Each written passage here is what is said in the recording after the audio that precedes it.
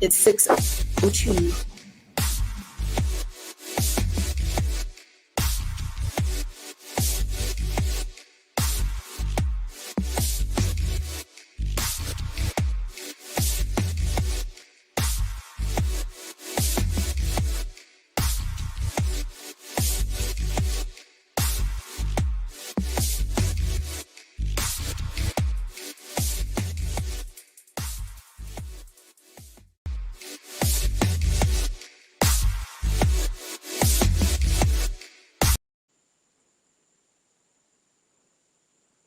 Ladies and Blog Talk Radio. Please enter your host pin when finished. Press the pound key. all right, ladies, we're gonna do this.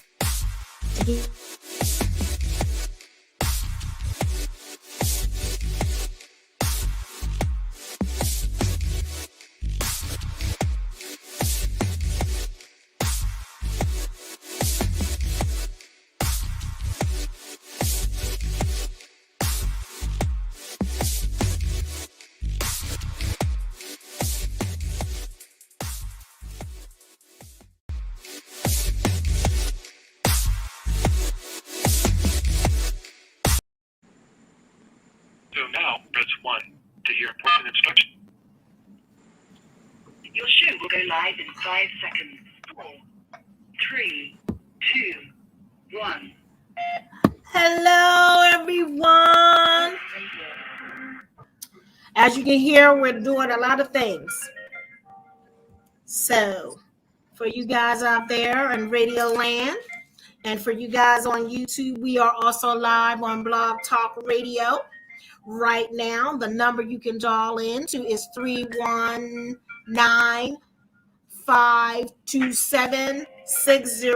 319-527-6085. We are live on YouTube, we are live on Twitch, we are live on Periscope, and we're of course live on Facebook. And what is the other one? Twitch, Twitter. Only one we're not live on right now is Instagram. So if you want to make a phone call, I'm going to give that number out one more time. 319-527-6085. 319-527-6085. That's the number you can call in tonight. Tonight is dinner time with Dr. D and Corey. And we have a special guest, Brother Kwaime Sunhorse. That is his first time coming to Food Alchemy Network and being on dinner time. So, as you know, we're going to talk about a bunch of things. One, we're going to talk about today. The day. You know what today is? Today is Friday the 13th. If it holds significant energy for you, I hope it's a good one. We're about to get into the good explanation. And for you don't know out there, as I've been presenting, we're going to talk about the green zone. You're probably saying right now to yourself, what in the world is the green zone? We're going to get into that.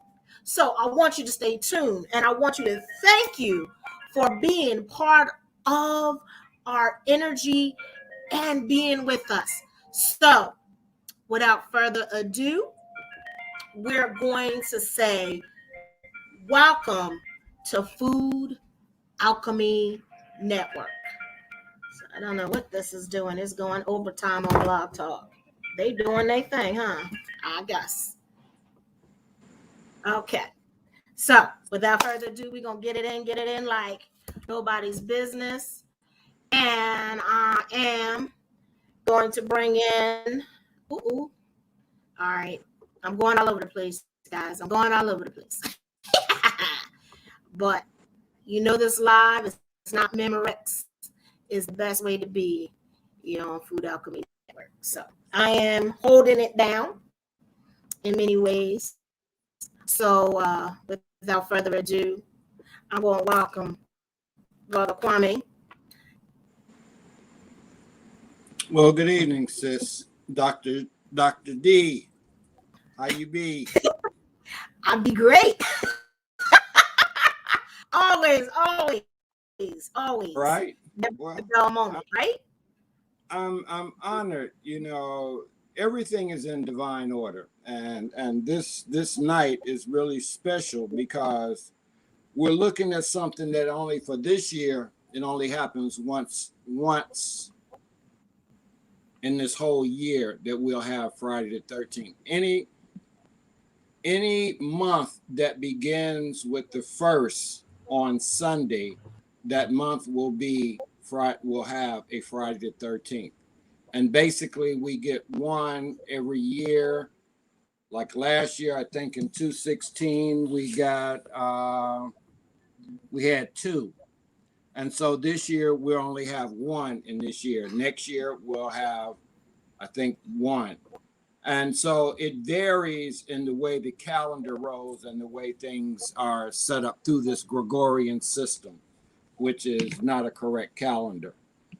So the part that people have a superstition about is on Friday the 13th, I think it was 1307, the French king and the Pope sent out a month, maybe 2 months, in June 1307, they sent out a sealed warrant. And in our terms, it would be a warrant that the Knights Templars were to be, it was to be open on that Friday. It was to be served to the Knight Templars. They were to be arrested. They were to be beheaded. They were to be tortured because they had gone against the church. And what it was the king, they had brought back all this gold and silver from the Crusades. And so what they plotted together, the Pope and the king, the French king, plotted together to kill the Knights Templars and to take all the wealth that they had obtained. And so that in itself gave the concept of Friday the 13th being a bad luck day. But the other part of it in Christianity, in the Last Supper, there were 12 apostles at the table, and Judas Iscariot was the 13th one. And he was the one who betrayed Jesus.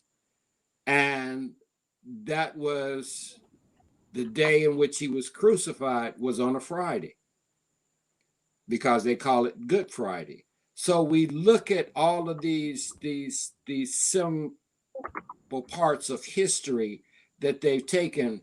But this month, and being in August, it's a very powerful time because we just had the Lionsgate, which happens every year, which is when Sirius and the sun rises on the 8th.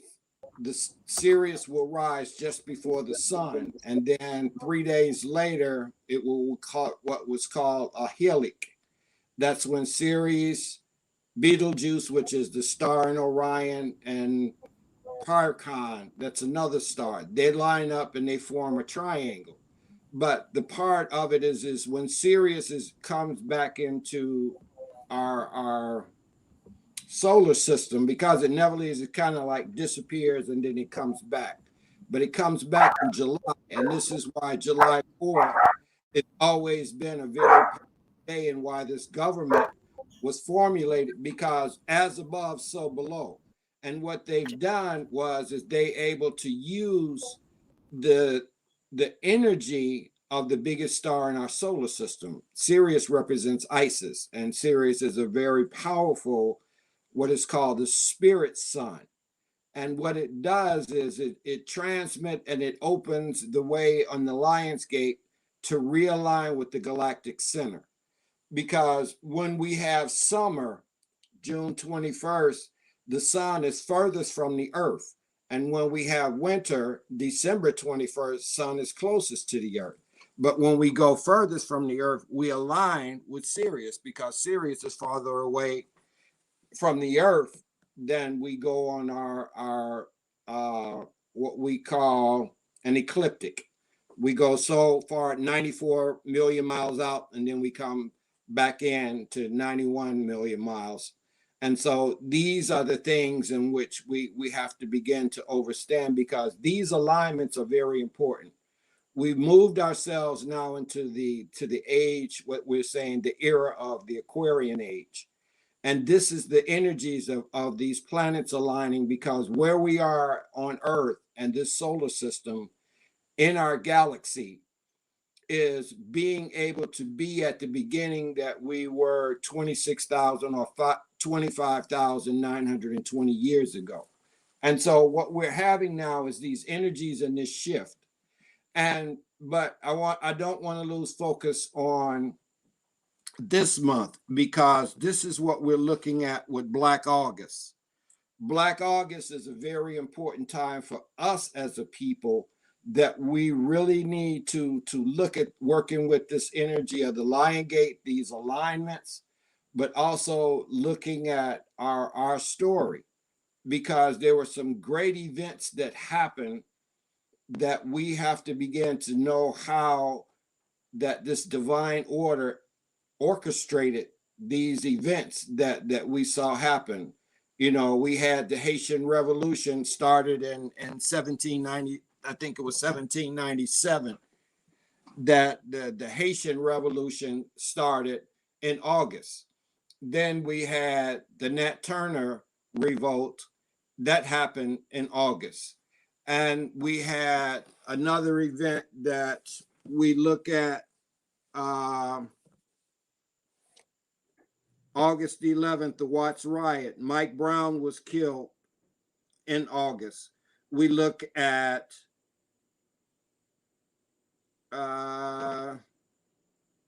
what else? Emmett Till.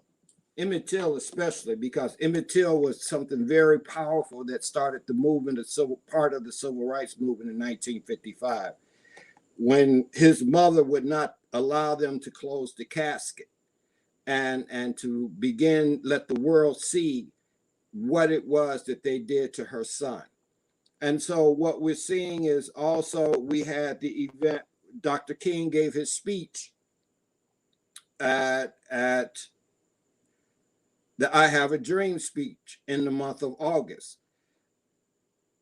W.E.B. Du Bois transitioned on August 23rd, the same day that King gave the speech.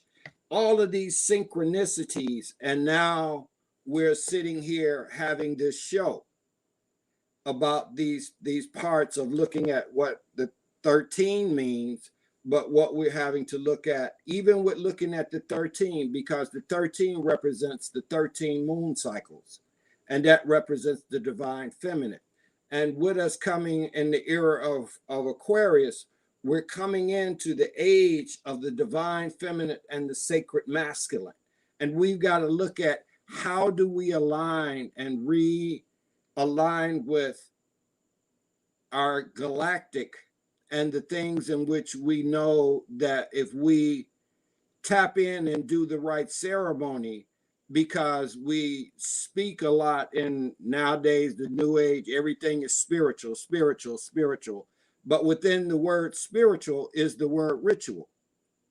And so what we have to begin to understand is, how do we use the rituals of these alignments with what we want to manifest on the earthly plane? And in my organizing, Spirit told me that we needed to start an overground railroad. Harriet Tubman did the Underground Railroad, and what she did is she followed the drinking gourd to get north. And so she was using the star system and getting away. And even by that chance, she was born in August. And even when we look further back, the first captive came here in 1619, came in August. And so what we're looking at, August is the 8th month, but it also represents, the 8 represents, infinity. And we are the first people. So we have to begin to look at how do we tap back into ourselves, because the Hopi said we are now moving into the 5th world here on Turtle Island, and we are the ones we've been waiting for. Everything we need is within, and we have to begin to do what Rumi says, everything in the universe is within you, When will you learn to use yourself? And these are the challenges that we have because we're being bombarded with our captives mentality. There was a statement said at a commencement at Howard that was said that, you know, the English language is the only language that has an army and a navy. Is why they make the force of using the English language. We have to look at how do we use this. There's a brother in Chicago, and he takes the words and then he uses it to make the numbers, to understand what the frequency is when you do that, gematria. But he uses another language, which is Mead or Lees.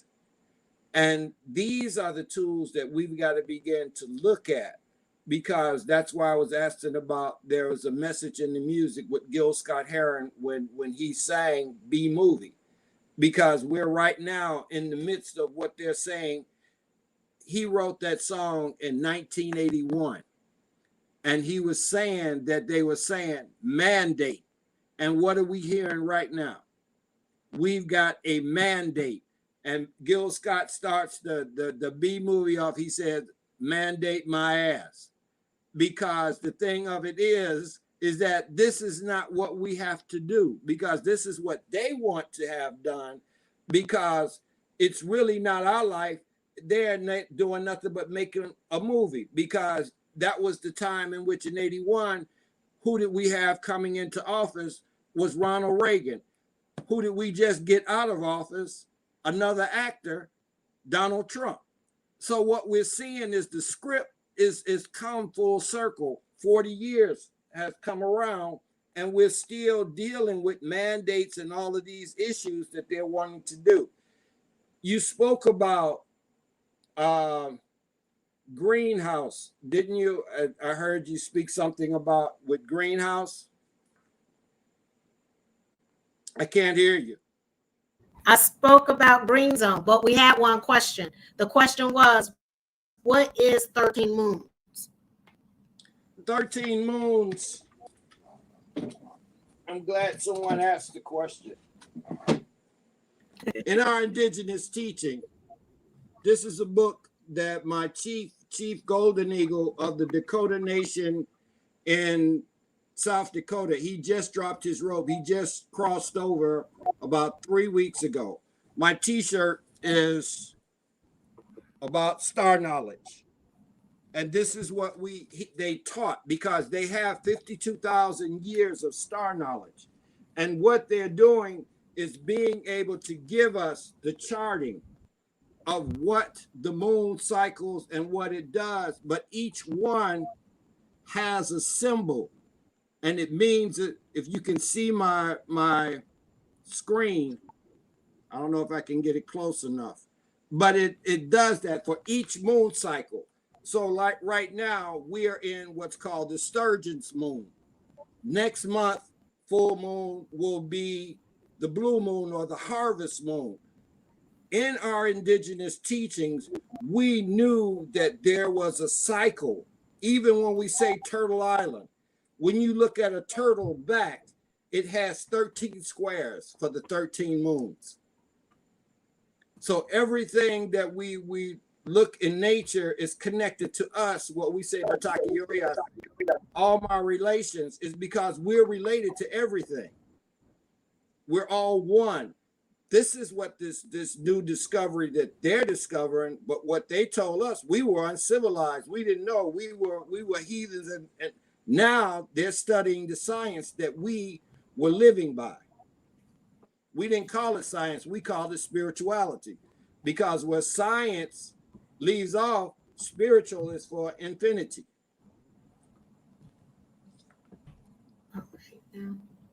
Okay.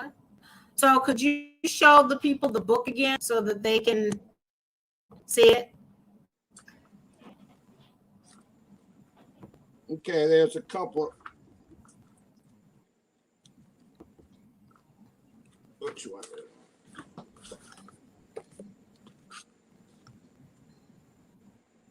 Okay. It's called Go ahead. The Earth Star Calendar way. And what it does is it gives you the charting of this our star system. The same thing you do with the Mayan calendar. Let me hold on a second.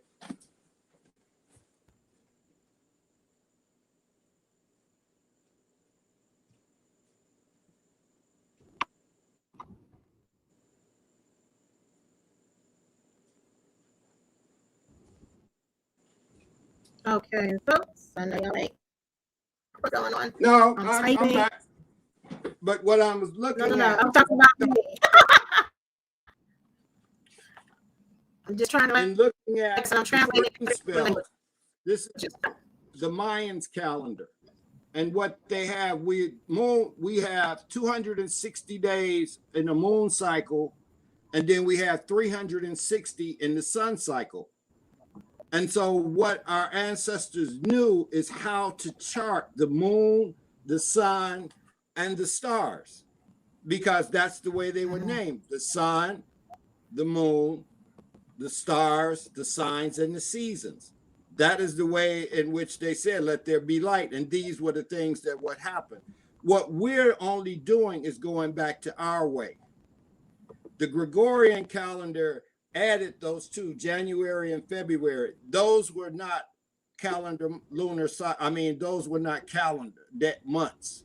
They just added that part for themselves. And so what we know is that we have a cycle, which this cycle is that on September the 22nd, the law of nature says that begins the fall equinox, equal day and equal night. December 21st will be what is natural law. It will be the winter solstice, the longest night. And so on December 31st, we go out and say this is New Year's Eve, and we go out at midnight and shoot. That's not, because what happens at December 31st at 11:59, I spoke about Sirius and its cycle and its journey. You go outside on December 31st at midnight and look straight above, and Sirius will be directly overhead, just as the sun is at high noon. It's that cycle, and then it moves. We will come into what is called spring, March 21st. Nature has its order. The galaxy has its order. The universe has its order. We as human beings have become out of order. We've gone against the cycle of the natural laws.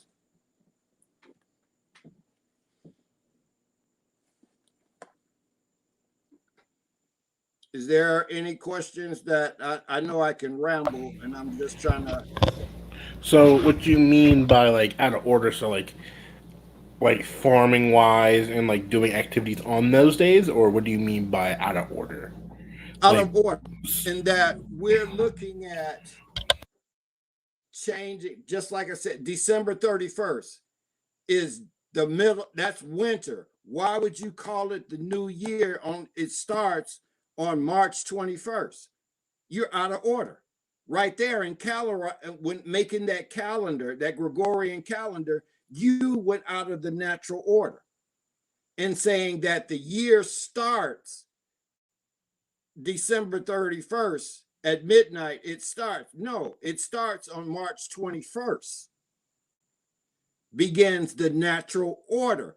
Nothing grows. You have nothing. Nature knows you still got snow on the ground. You still got, farmers don't plant. Things don't grow in the middle of winter because nature follows its order. Come March 21st, what do we start getting? Everything begins to grow. Trees bud, flowers bloom. That's the order. And so that's where I'm sharing and saying man is out of order because he's attempting to create his Gregorian calendar for his work system.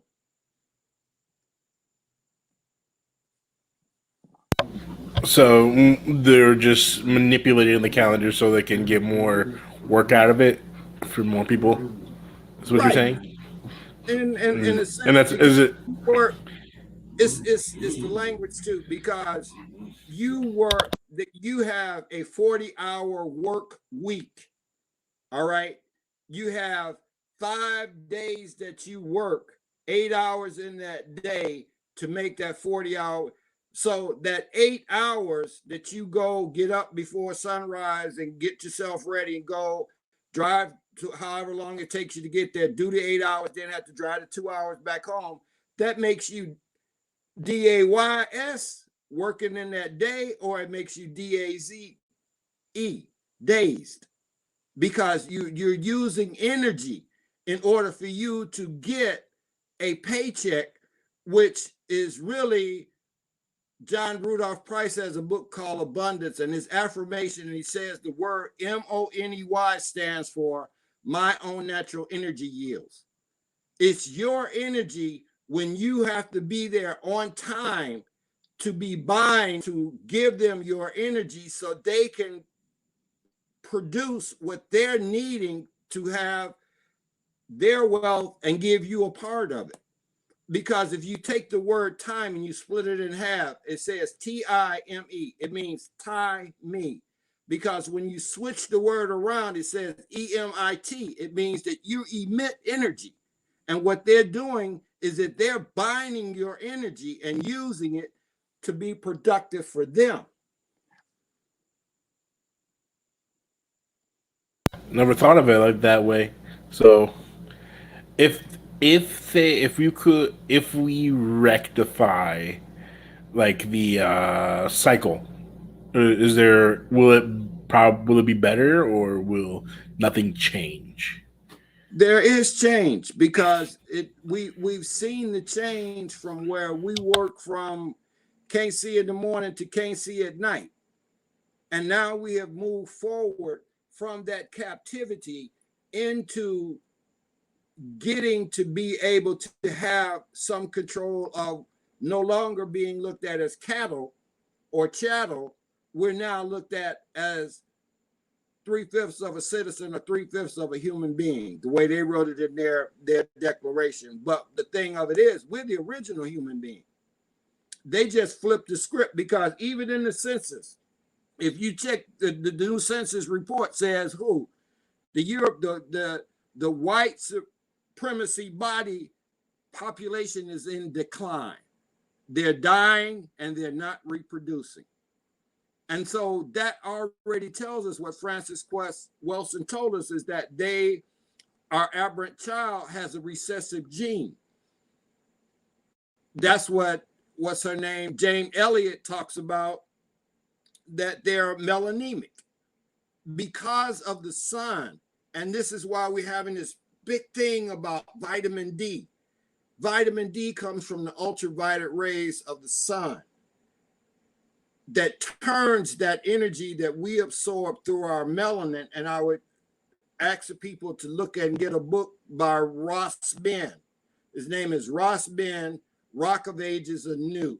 And what the brother has written, he looks at melanin, chlorophyll, and clear quartz crystal, that we have the same chemical makeup of receiving and transmitting the energy from the sun.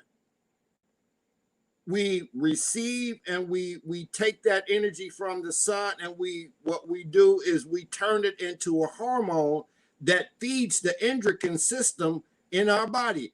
That's why they're wanting us to shelter in place and not to get in the sun, because what they have done, each time they've made a change in the electrical grid of the planet. 1918 was electricity introduced.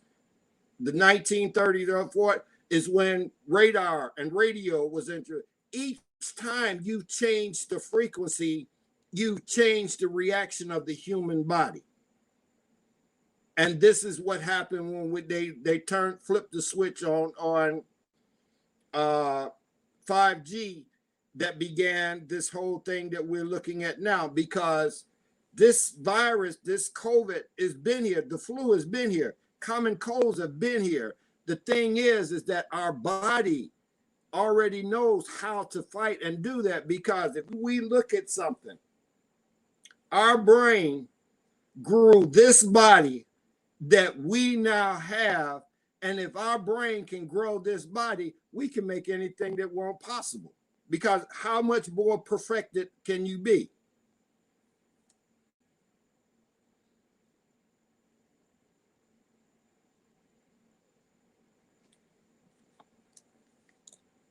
So the body's like a how do I say this? Like it can create an antibody to any virus that, if we give it the proper not nutrients, but the proper substance, not substance, right, and it's matter, or is that correct? I'm trying to see the proper terminology, proper what intake? The body is made to live. The body is made, if you put the right minerals and nutrients into the body. That's why you look at a nutrition, not a dietitian. Die is to put in stuff that makes you die. Antibiotics is anti-life. When you put in minerals and life-giving substance, the body will recreate its energy to live. As Dick Gregory says, I can't even make a scab or grow a blade of grass. All of that is that we are helpers. The Creator is the only one that heals. We know what we can use, and we help each other by doing it, because even when you go and get a degree in medicine, you practice medicine. You diagnose what symptoms, and the thing of their knowledge was using the cadavers and the people that look like us to experiment with the human body to know. But our ancestors knew how the whole body worked, because one of the great Imhotep was a multi-genius. He was a gastrologist. He was doing eye surgery back in the land of Kemet. And then the papyruses of the medical papyruses that they found in the tombs is even to the point where they created spermicide, because the queen would take honey and herbs and make it so she wouldn't have to conceive until she was ready. We knew the human body because we explored it. And the thing that we knew is that the brain grew the body, but at the end of your life, your heart, which is the seat of the will, was taken and put on the scales of Mayat, because your heart had to be as light as an ostrich feather to balance, to know that you have lived by Mayat. And the part of it is the brain, because we wear leather coats and leather gloves and leather shoes, the brain is used for tanning. That's how they used to make mummies. They would stick a hook up your nose and pull your brain out. When I used to work at Michael Reese Hospital, we used to go down to the morgue and drink. And old Cliff would let us watch him do the autopsies. And what he would do is cut around the back of it, pull your skin down like a mask. Your face will come down just like a mask, a rubber mask. It would come down. They put a V in the back, and they clip your brain and clip your two eye connections and pull your brain out and put it on the scale to see how much thought you got. But that's what the brain, because the brain is nothing but the air traffic control for the other brains in the body. And what you're talking about is that if we eat the food that looks similar to the organs, then, or the color of the food coincides with the things in the body. And this is how nature was designed to keep that order of life going.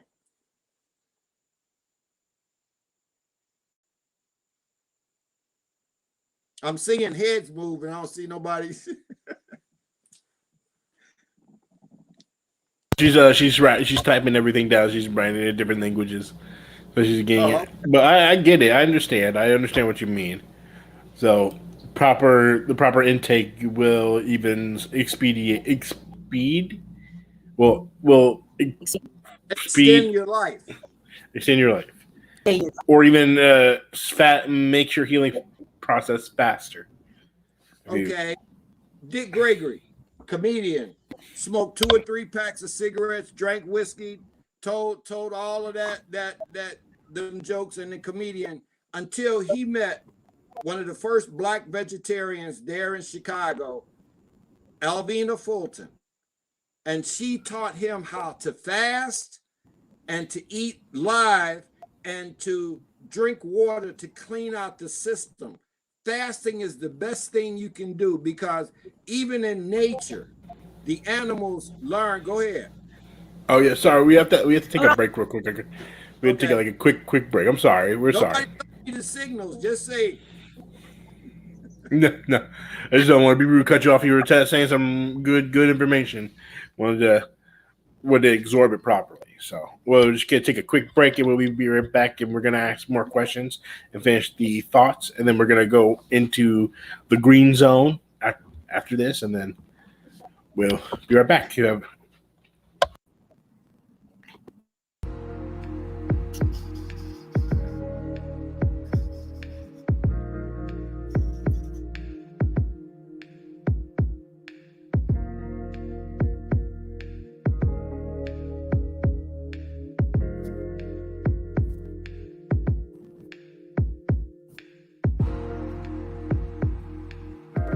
Food Alchemy Network.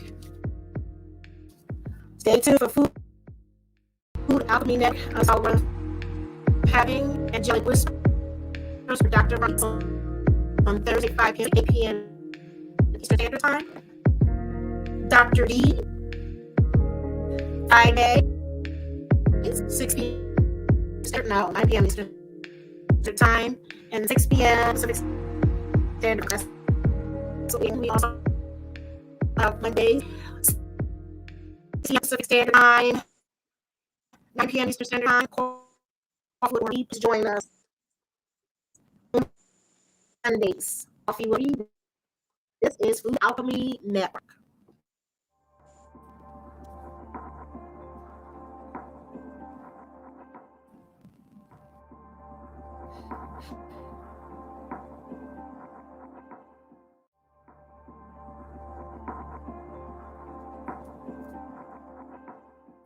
And put it live coach Ori has his own talk show on Monday called Ori. As title of my son's book, Please Cherry Blossom. Ori.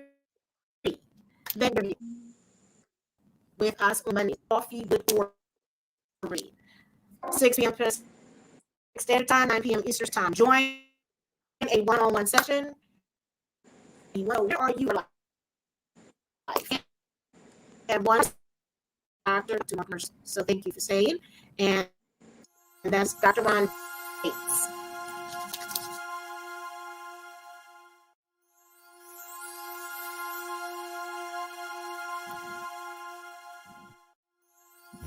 And the Whispers with John Bates here on Thursday from Florida.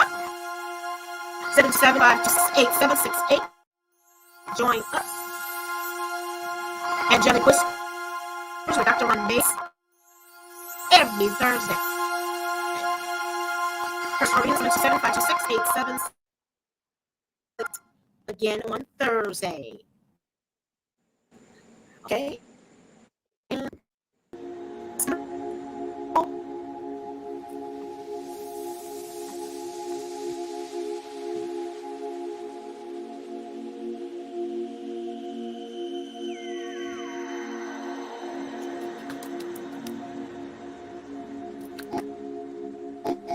Dr. D, med physician, Brady, Pramuna, personal themes, biofeedback, ionics. These are some of the things that Dr. D has to offer. What a lot of healing into one's .com. Dr. D services she provides. Part of Food Alchemy Network. That's me, Dr. D. Hello, holla at ya. Okay, I want to say blessings to everyone. I want to say namaste, hope, and all that good stuff, and great conversations. If you want to get on the line, we have a line 319-527-6085. Sorry about that. 319-527-6085. Call that number, push the number 1 so that I know you want to speak. And a question. If not, you have comments, comment in the comment section. We are live with you on Facebook. We are live with you on Twitch. We are live with you on Periscope, Twitter, Instagram. Sign up today. This is what we want to say. We also would like for you to join us each week as we put our shows out. This is a awesome show with Brother Kwaime Sunhorse that's giving us some insightful information about the 13 moons. This is just a synopsis of some of the stuff that was just discussed, because if you might have missed some, we want to sum it up and give you something to really like chew on and really think about. Let your brain start doing the working. So we're going to continue with our discussion, and I'm going to sit back. As you notice, this channel is brought to you in 3 languages. 3, I said 3. It's brought to you in English, it's brought to you in Mandarin and Spanish. That's the language you have. Right now you're seeing Spanish. So let's continue on, and I am going to back up and do what I do best, translate. So you were talking about the comedian that's talking about he drank and smoked a lot? Right, that was Dick Gregory, and Alvina Fulton was one of the first Black vegetarians that back in the late 50s and early 60s, she had a place there at 1953 West 63rd Street. I remember it because I used to go down there because my mom lived in that community and we were raised around there. And that spot was a place that in my day of my addiction, I would go to her store to try to get the medication for recovery so I could get rid of that hangover. But anyway, and got to meet her and also Dr. Delbert Blair. Jewel Pookrum was also taught by her in how to heal the body. Because if you give the body the right minerals and nutrition, it will repair itself. But what I wanted to go to is when you were talking about the green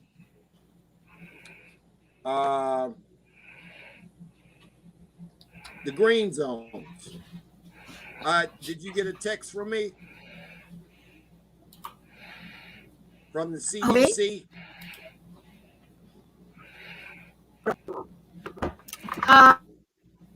Yeah. Pardon me? Did you get the text you from what? Okay, I want to share about this because I want the audience to know. Go on CDC government, type in operational consideration for humanitarian setting. Operational consideration for humanitarian setting. What they are talking about here is what they have in place is what they're looking at. Humanity settings is a new word for King Alfred prison camp and internment camps. They're already setting up what they're doing. And I just want to share a part. The U.S. Center for Disease Control preserves the CDC for implementing the shielding approach in humanitarian settings. The outlet guidance document here focuses on camps, displacement, population, and low resource settings.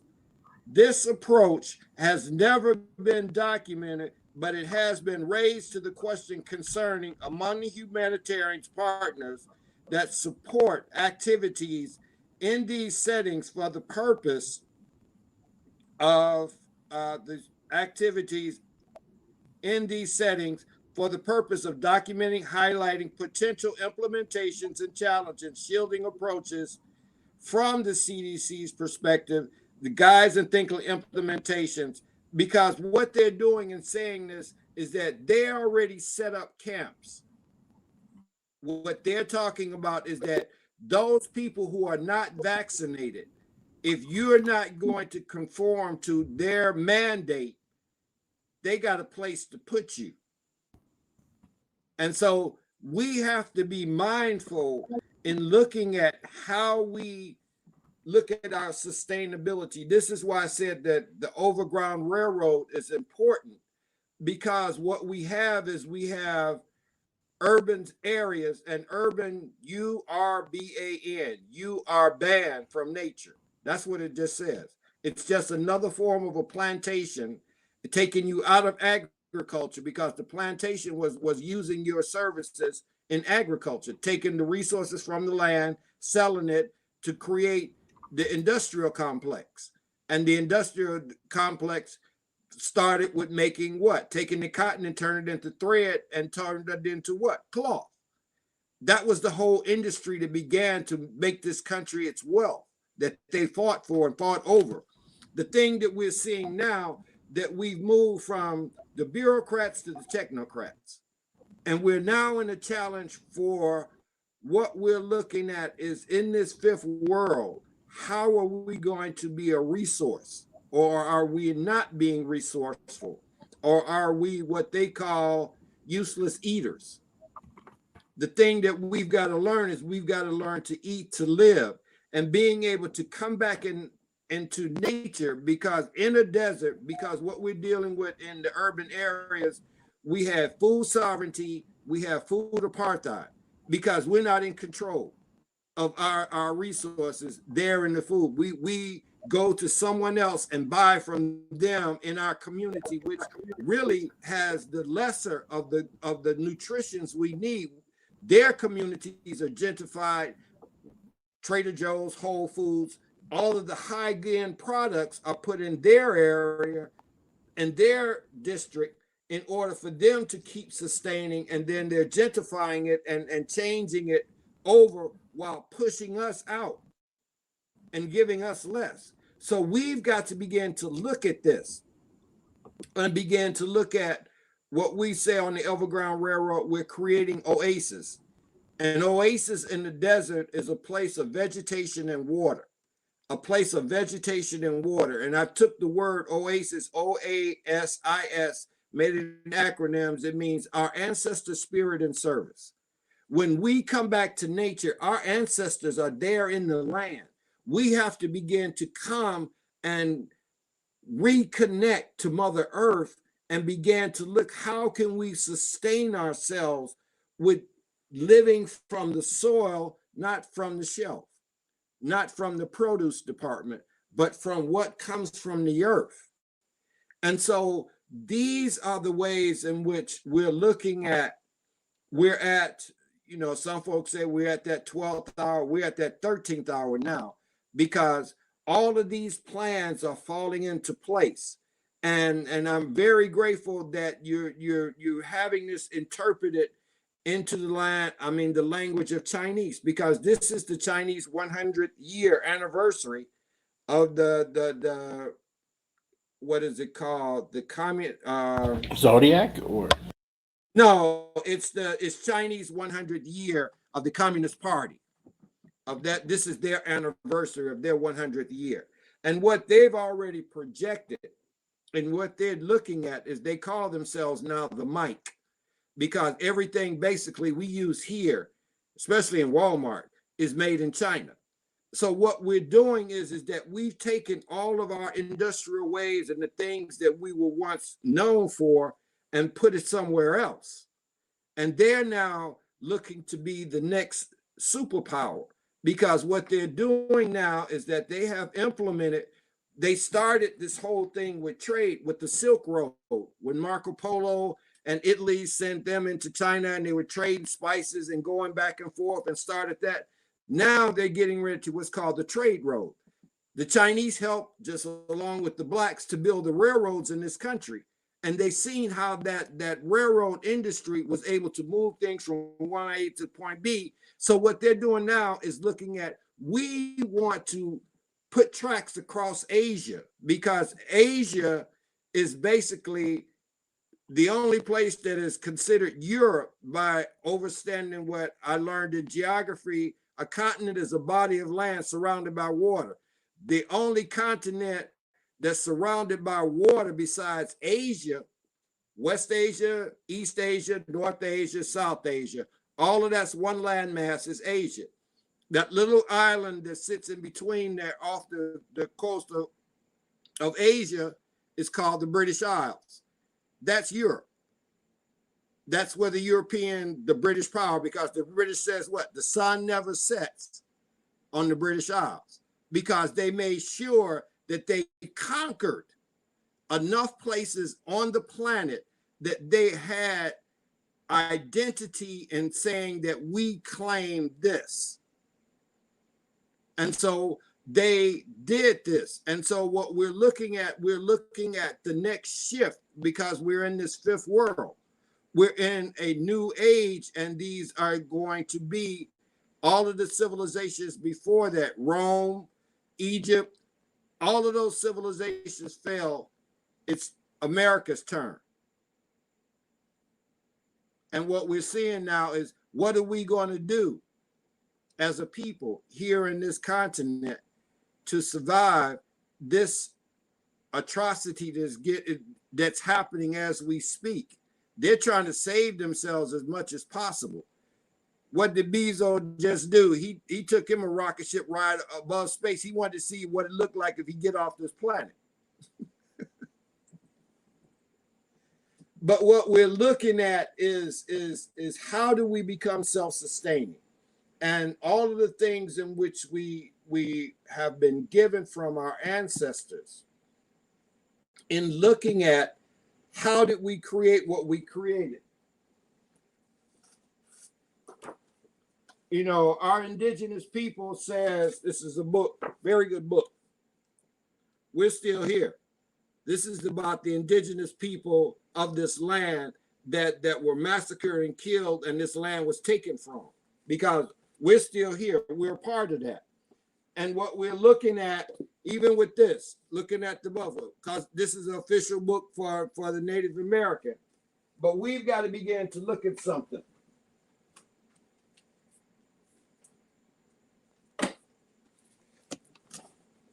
And I'm just going to, you hear me speaking about the cosmos, the star knowledge. And what I want to share is, this is an elder who's now an ancestor. His name is Dr. Fukuyao. And he wrote this book. It's called African Cosmology. And I'm trying to show it to you. Can you see it? African Cosmology. He speaks about the knowledge of what our ancestors knew about the alignments and the planets and how we dealt with it. And this is how you spell his name.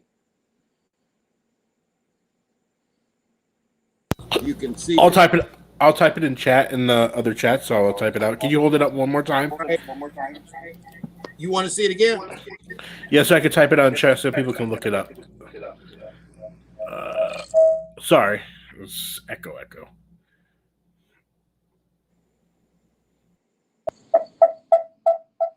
Dr. Fukuyao came here and studied and was in the university, and he began to look around campus, and he said, you know, I see a lot of black women, but I don't see a lot of black men. And so he would start questioning. He said, well, where are all the black men? And somebody told him most of the black men are in prison. So he was studying up in Massachusetts. So when he graduated, he applied to the Department of Corrections, and he went into the prison, and he took the job as a librarian. And as he began to go into the library, all he seen was magazines and a few dictionaries, no books. And so he began to reach out to other places, HBCUs, or the organizations that would look like us people. And what he did was he's created, Massachusetts correctional system has this country's largest legal library in the United States.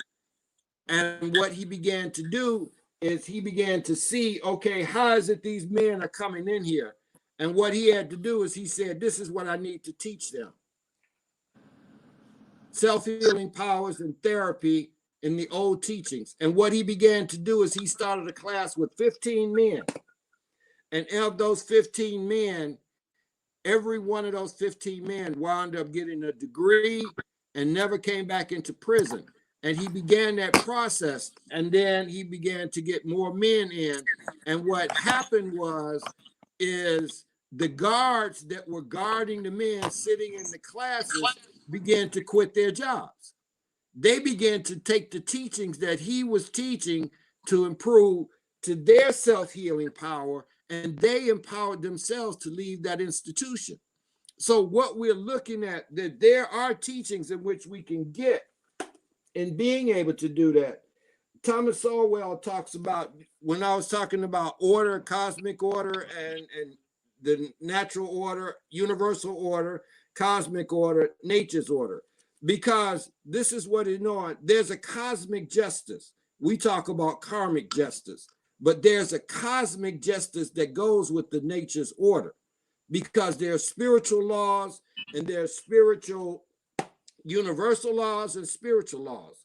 And these are what these alignments that we're having, just like the Sirius rising, just like we will now go into the spring. Each one of those has an energy, and we knew how to align with that energy and build satellite stations called Giza, called Cahokia, the different monuments that we call Stonehenge, and all these were portals to where you could go and do ceremony, because I said in the word spiritual is the word ritual, and if you know where to do the ritual, you know how to get what's coming down to help you have a greater understanding of all that is in you, because the universe is your innerverse. And when we begin to learn how to tap into ourselves, Bob Marley says, none but ourselves can free our mind. And so how do we do this? Because the understanding is, when I said about the brain being pulled out and the heart put on the scale, because the heart is 550 hertz higher than the human brain. The heart knows before the brain does. That's why we have instincts, and we stop using our instincts and we start letting somebody else redirect our God-given gift. So what I'm seeing is, and here's another book, Genius of the Cosmos. I mean, there's so much, and what we have to begin to do is look at too, is what we're dealing with in mental health. Will you have a list of these books? Like, do you have like a website that you could share the list of these books and all the information that you're showing us right now? Okay. I don't have a listing of all the books, because my library is maybe 300 to 400 books. I'm constantly putting more books in the library, but I would suggest that people, one of the largest African American study classes is started by Karen Hunter and Dr. Greg Carr. And what they're on is what they call narrative with a K. And you can go on YouTube, and the last one, every Saturday at noon on YouTube, you can go on there and you'll find Karen Hunter and Dr. Carr. And what they've done is created a narrative to where they've created our own African American study class that is online, that is top of the line. So when he pulls up a book, he tells you the book, you can tap on that book, it'll take you to where the store you can buy it from and tell you who wrote it and the history behind it. It's called narrative. And these are the ways in which technology, we got to use the techno-spiritual, but also go back to the natural spiritual, because the first internet was the earth. The connection of the inner earth with the trees and the roots, and us walking on the earth with our bare foot, connecting our soul to our mother, and being able to bring up through the human frequency, which is 7.83, into a body that's 7.25, and connect through, go up the kundalini and go out through the crown and connect into the cosmic. And what you do is you're becoming a photon. You are an energy portal, that you're circulating the energy from above is coming through you and going back out. This is what we got to understand, and our ancestors knew it, but we got to also know too, when I was talking about the Overground Railroad, because we are what we eat, and black food matters. And we've got to begin to know how to eat. We got to eat to live, not to eat to get full. That's what obesity comes from. When you eat to get full, you're just full of it.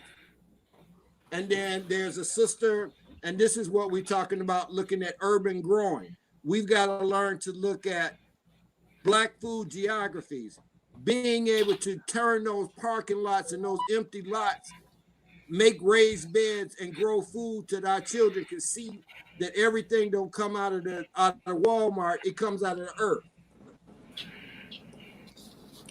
Okay. And we've got to be able to understand what their attack. Okay. Did you know what? I'm here. I got to say, Mother AZ wanted to say thank you so much for sharing all this wealth of knowledge and information. And she said, thank us. She really appreciate you throwing down the gamut. Of her, because that woman is a godsend, because Mom AZ still has a gift, and she's an elder. And what her gift is she's clairaudient. She hears what the ancestors or those on the other side said, and she's learned not to be afraid of them or think that she's crazy. She brings the messages and give to us. These were what we call seers, the oracles. These are ways in which we had ways of knowing. And this is what we got to go back to. Sankofa, because we got to look at something.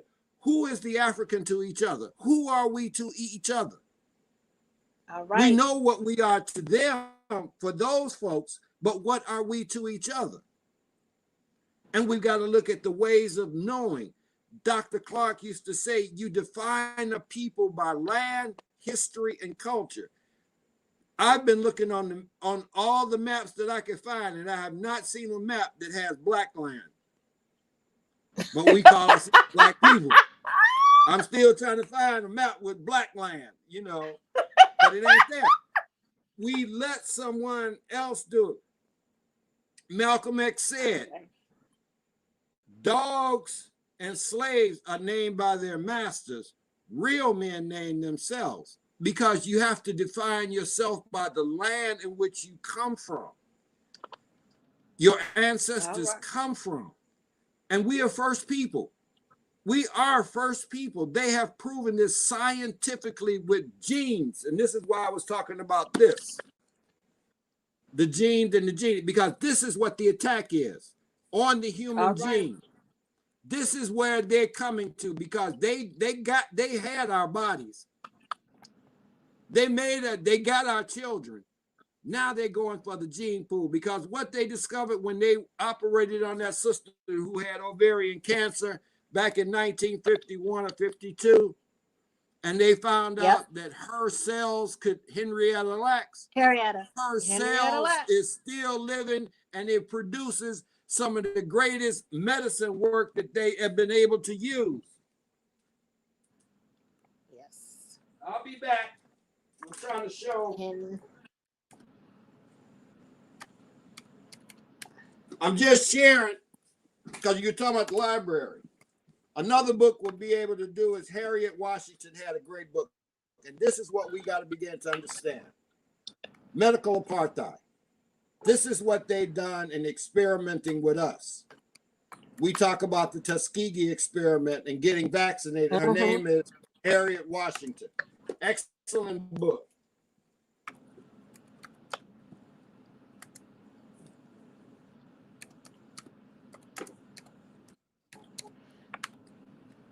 What's her name again? Harriet Washington. Harriet Washington? Right.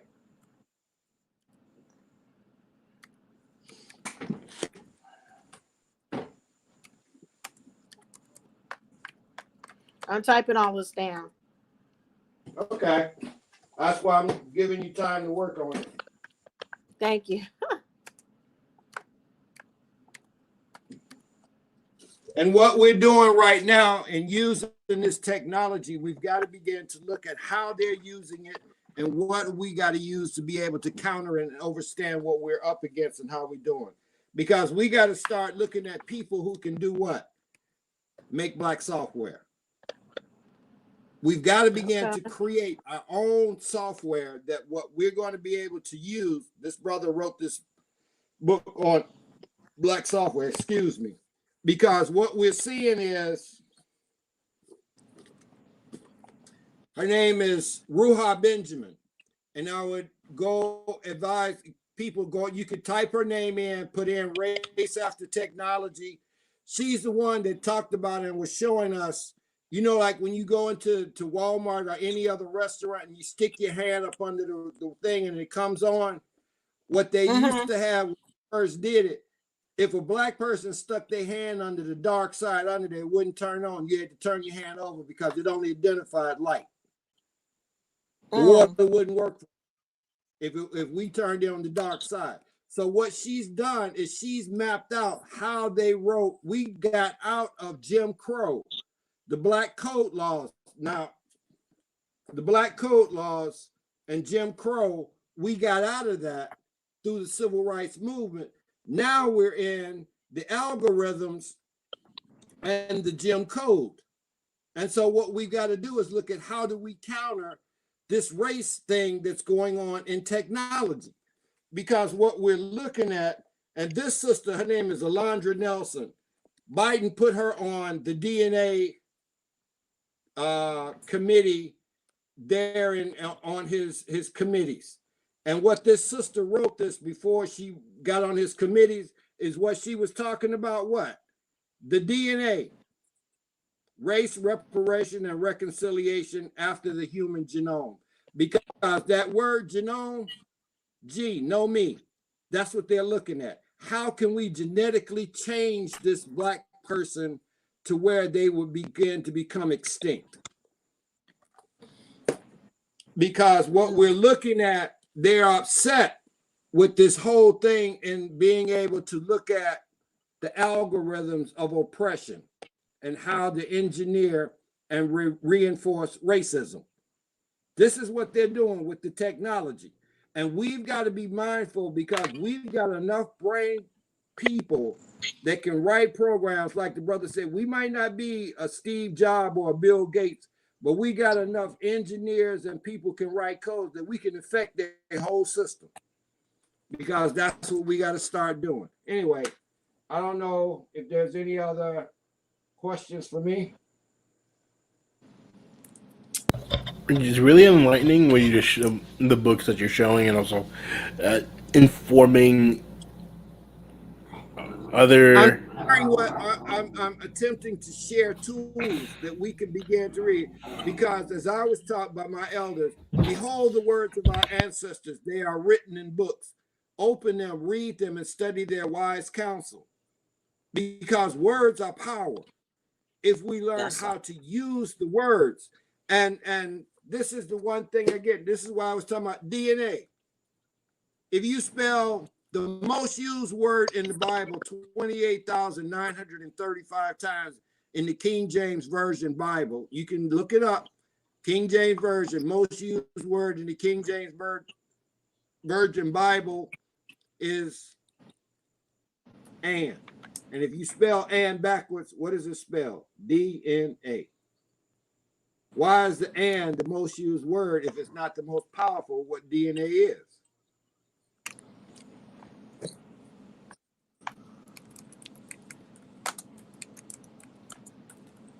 Is there any questions for me?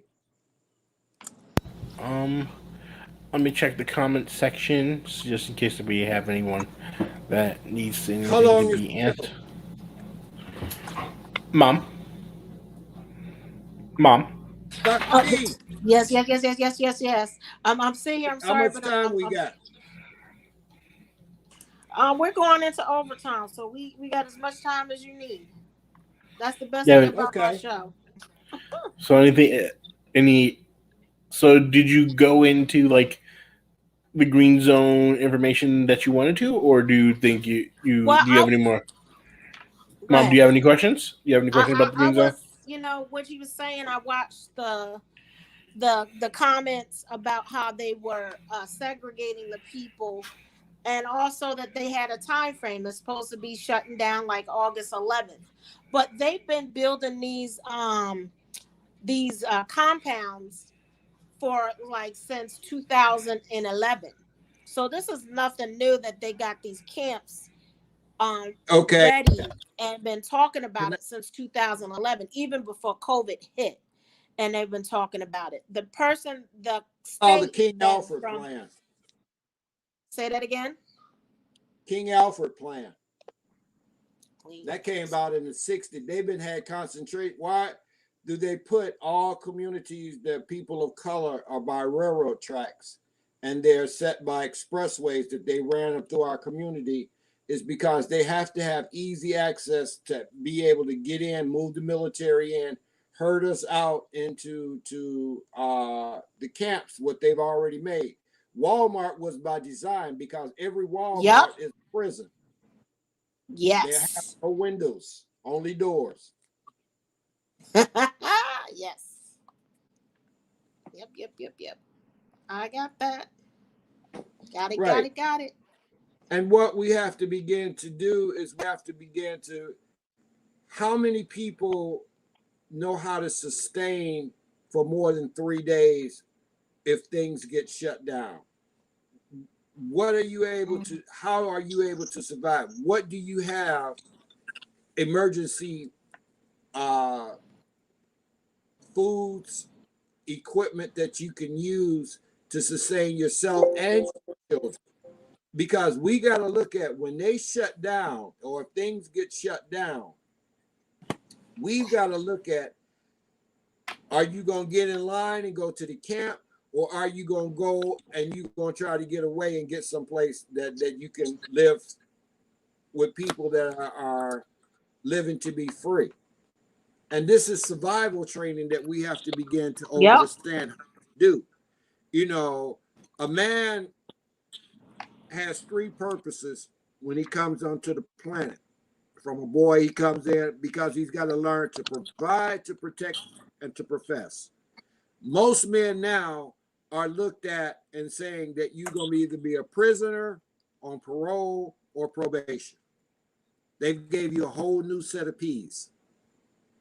And the part that we've got to look at is to be able to sustain,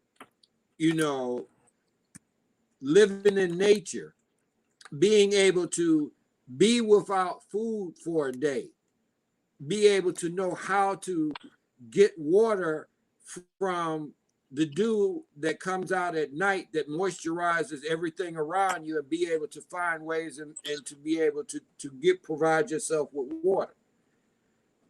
Do you know how to fish? Do you know how to hunt? Do you know what plants? Oh yeah, I want another book. I want. Okay. While you talking about that, I'll go get that book. I know if you are raised Mormon, that is the first thing they do for the training for the women. Or back in the day, they used to call Relief Society. And what Relief Society did, it prepared you for you to have enough sustainable goods and products for you to be able to live. You had emergency water, food, and survival things. Like in your car, you had a survival kit. I don't know if people do that still back in the day. My Nana and Nona had that. They had survival, like the can stocks, the water underground, like in the basement. See, I'm from back east, so we prepared for those things. Um, and now we don't take it so serious or whatever. But there are a lot of things that I've been noticing over the years of survival guides. If y'all really watch Discovery, they tell you how to survive in the wilderness. They send these guys out in the wilderness and what they do to sustain food, and if they had nothing. And some of them, one had military training and one did not. But now they got camps for them to teach them to do that. So it makes much sense to me. I know, well, I'm being military, so I've been blessed. You know what I mean? Okay. So And this is one book this should be on everybody's in their kitchen or somewhere close in their house, being able to understand the Herbalist Bible. And what it does is it gives you the whatever it is you're dealing with, it gives you the plants and the medicines that you can use and descriptions of the plants and pictures of it, so you'll know what you're looking for. When you're out there and you're seeing something, you call it a weed, but it might be something a passion flower that's going to help you to survive, be medicine for you. Okay. Dandelion. Right, dandelions. And then you're talking about the women. And the women have to understand they are the healers. These women have the knowledge in which they pass down, because the conjure woman, the witch, and all of those ones that we name about our women, because I found out that my great-great-great-grandmother on my grandfather's side bought in Congo Square, her and her two brothers, and brought to Mississippi and sold on to a plantation. She was a conjure woman, and she wouldn't change her language, because they would say that she would just mumble and say, but Gleed and Robert could talk to her because they still spoke the mother tongue. They were bought in Congo Square. And what she would do is go out into the woods, and she would find the plants and the herbs, and the people would come and get the medicine, because we got to learn to do what? We got to start working with what? Roots. Because the root woman, we've got to look at the root. That's right. So I'm just sharing, and that's Michelle Lee is that name, the author of that book. Okay. I'll copy it. It's all gonna come up. So thank you. Yeah. So with like good information. Well, I mean, the thing is, we talk about things that's wrong. Okay, Friday the 13th is a bad day. Friday the 13th is a great day, because now we're passing out information. How do we look at what we need to do? Where are the resources that we can read and get the understanding that we need to begin to reconstruct what it is we need to keep rolling down the road of life? Because we don't have to reinvent the wheel. All we have to do is put new tread for the next generation. Because the indigenous teachings that I've learned, it says everything that you think and everything that you say and do should be for 7 generations. Can't get my hands over there. Because I'm an elder. I'm 70 plus. And I know my next part is to become an ancestor. And what I've done with my great-grandson, I took him to, when my cousin had our home going, I took my great-grandson to the cemetery where our family plots are there. My pawpaw, who was born in 1874, died in 1954. I sat on his lap as a child. I took my great-grandson as I was his great-grandson. I was his great-grandson. I took mine and took a picture of him in front of his headstone. That was the 7th generation. All right. See, and this is another thing. The key to different things. You're saying 7 generations. When I was studying Nichiren Daishonin Buddhism, we would chant for the 7 generations behind us and the 7 generations before us. When we store blessings. And in Mormon church, they tell you about protecting your generations forward, 7 generations before you, but they go back 7 generations and baptize them under their belief. You baptize the dead. So all these things that we take for granted until you really start studying. It's like a big deal, because I never knew, like, when I chanted, I love to chant. That's just me. But I like the part when they would say I was going 7 generations, before me, but 7 generations after me, the both before, so that my prodigies in the next life would be protected, but also my ancestors are protected and they walk with me. But you learn that also in Yoruba. You also learn, but they don't say seven, they just say my ancestors. And you learn Right. that in Santeria. And again, it's ancestors and the people that walk before me, but also the saints, and how they protect it. So it is a key point that you're making a lot of this information known, because we're really not, when they tell stuff, they don't tell the whole story. They only give you partial story, which I really like and I really appreciate. So I want to thank you for that, most definitely. Well, And it's coming in handy. I'm sorry, go ahead. and it's honoring those that came before us, because when we looking at what we do is for the seven that's to come. Because when a woman conceives, she's already, when she's a girl, she Mm-hmm. conceives the thought that births the child, that she grows into finding the mate to produce three generations: herself, the child which will grow in her womb, and as the child that grows in her womb will either be growing the eggs or the sperms to be the next generation. So that's three generations in one body. I should. And what we I have to should. begin to understand the importance of that energy. This is why we knew the womb was the most sacred thing. And when she conceived, it was at a most sacred time. And the thing that we've got to begin to look at is that when that divine energy, because when I speak about the galaxy and the Milky Way, it's named the Milky Way for a reason, because Sirius A, B, and C. And when you were saying about, and C is the placenta that gives energy to the Milky Way, and the placenta is what formulates and feeds that child, and it's the uterus of the woman that creates the milk that creates the necessary nutritions out of her blood and her body to nurse that child and give its own immune system and finish growing its immune system.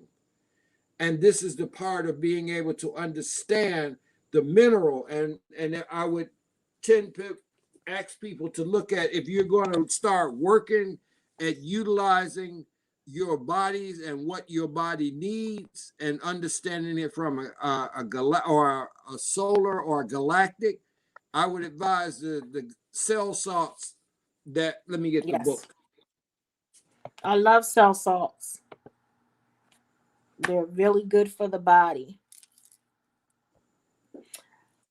For you guys on Facebook and all and YouTube, I'm putting up the names and the websites for the coronavirus and everything that we're kind of talking about, so that you can see, so you'll have a better understanding. I I want would y'all to advise, really get if you understanding.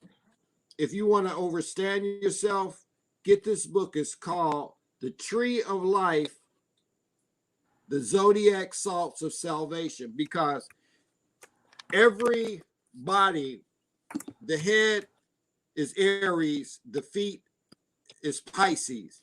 And this book tells you that each one of these signs, you have a certain amount. Okay, we're in Leo.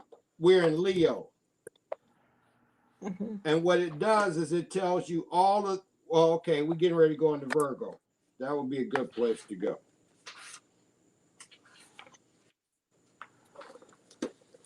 And Who is this the book by? explains, oh, it's by George Carey. George Carey. George Carey, Carey. Okay. I can't do it right. I got to get a better camera. You're doing good.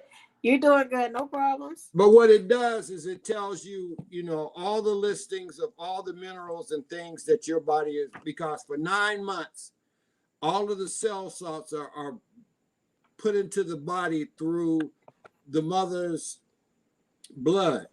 But there's 3 that's going to be missing. And these are the ones you have to watch that for me, I'm a Pisces. So that means is that Aries, Taurus, and Gemini are the cell salts that I'm missing. And so I have to watch those things of that mineral content that my body is going to need, because I need all 12 to have the total fullness of the mineral content of the cell salts from the zodiac. Okay. And that's not, Yeah, and then what you have to understand too is understanding the body. This is not a good picture, but it's called Adam Kadmon. And what it gives you is each sign is a part of the body. Because right now we're in Leo, so the heart of the lion. We'll go into Virgo, that's the digestive system, the intestinal, the stomach, and that's why you deal with that part. And so these are the parts of our ancient teachings in a way that we knew how to work with ourselves from above, because we have an astral body and we have an earthly body, because we're nothing but stardust, and we come here and we form a body to put our soul or our energy in order to see what it is that we come here to help do, to be a part of this creation. And so in looking at what we're doing right now and knowing that all of these different social medias now have recorded this, that means that it's archived, that in 7 generations, somebody will be able to drop this or say, hey man, look at this old show that I found on here on food. Mm-hmm. And that would be the part in which we need to look at. Right. I like that. Okay. I got it. I'm writing them, as you said, as everything is translated. 3 different languages. We're putting this all in. So they can get that, as well as the website and in the different languages about the book. So right, it's very important. Yeah, And because and knowledge is power in any language. And the part of it is being able to give. See, the thing that we have to begin to look at, we've been given a lot of half truth, and half truth is a whole lot. Because when you understand truth, the only vowel in the word truth is you. And the only truth that you're really going to know is when you begin to know yourself. You. Aye. Aye. All right now. Aye. You guys, so, this is awesome. And I'm going to even put the YouTube video that you was talking about. The guy wrote in the song, the B-list movie. That B movie by Gil Scott-Heron. But I would also, if people want to know more about astrotheology, the person's name, his name is Santos Bonacci. And I know Santos Bonacci. I know him. Right. He was on our show. Yeah, and Santos is excellent in giving you the whole story of yourself, the Adam Kadmon, the astro you. Mm-hmm. Santos Bonacci, like him very much. He does a lot of stuff. Yeah, so he does a lot of work in helping with dealing with getting your sovereign rights, your natural rights. Mm-hmm. And this is what we're having to do, because this is why they're using the laws of what man has created, but it's going against the laws of nature. Because even when we saw the case, what was it? The Antelope, when Debbie Allen had Steven Spielberg make the movie Amistad. Amistad was the movie in which Sinkyu and those captives were brought and caught off the coast of America and brought and saying that they were slaves, and they weren't, because of maritime law, because the only way that they were freed in arguing that case that John Adams did, arguing it before the Supreme Court, is because the case before that was called the Antelope. And the Antelope case was an argument about the slavery was against the law of God, but the Supreme Court decision says slavery is against the law of God, but not against the law of man. So this is why they will be chattel. Right, chattel. Right. Not even human, chattel. That was the part, but you have to understand why did John Quincy Adams defend that case before the Supreme Court? Because when we look at the revolution beginning with fighting the British, the first person of Native and African descent was Christmas Addicts. And Christmas Addicts was the first one killed in the revolution starting for this country. And John Quincy Adams' father, the first president, defended the British officer that killed him. And he was paying restitution for what his father got that man off free to start what we call slavery. He in turn freed them and sent them back. Wow. See, that's stuff we need to know and understand. And that's why I share the thing of narrative, because they have 74 episodes, and this is going back, and they're taking and breaking it all down to where you will have a overstanding and know where to get the research and who wrote what and where. I've got, they were talking about colored schools, and they were talking about the part of colored schools in Mississippi, and they had a book that they wrote that listed all of the great colored schools and the people in it.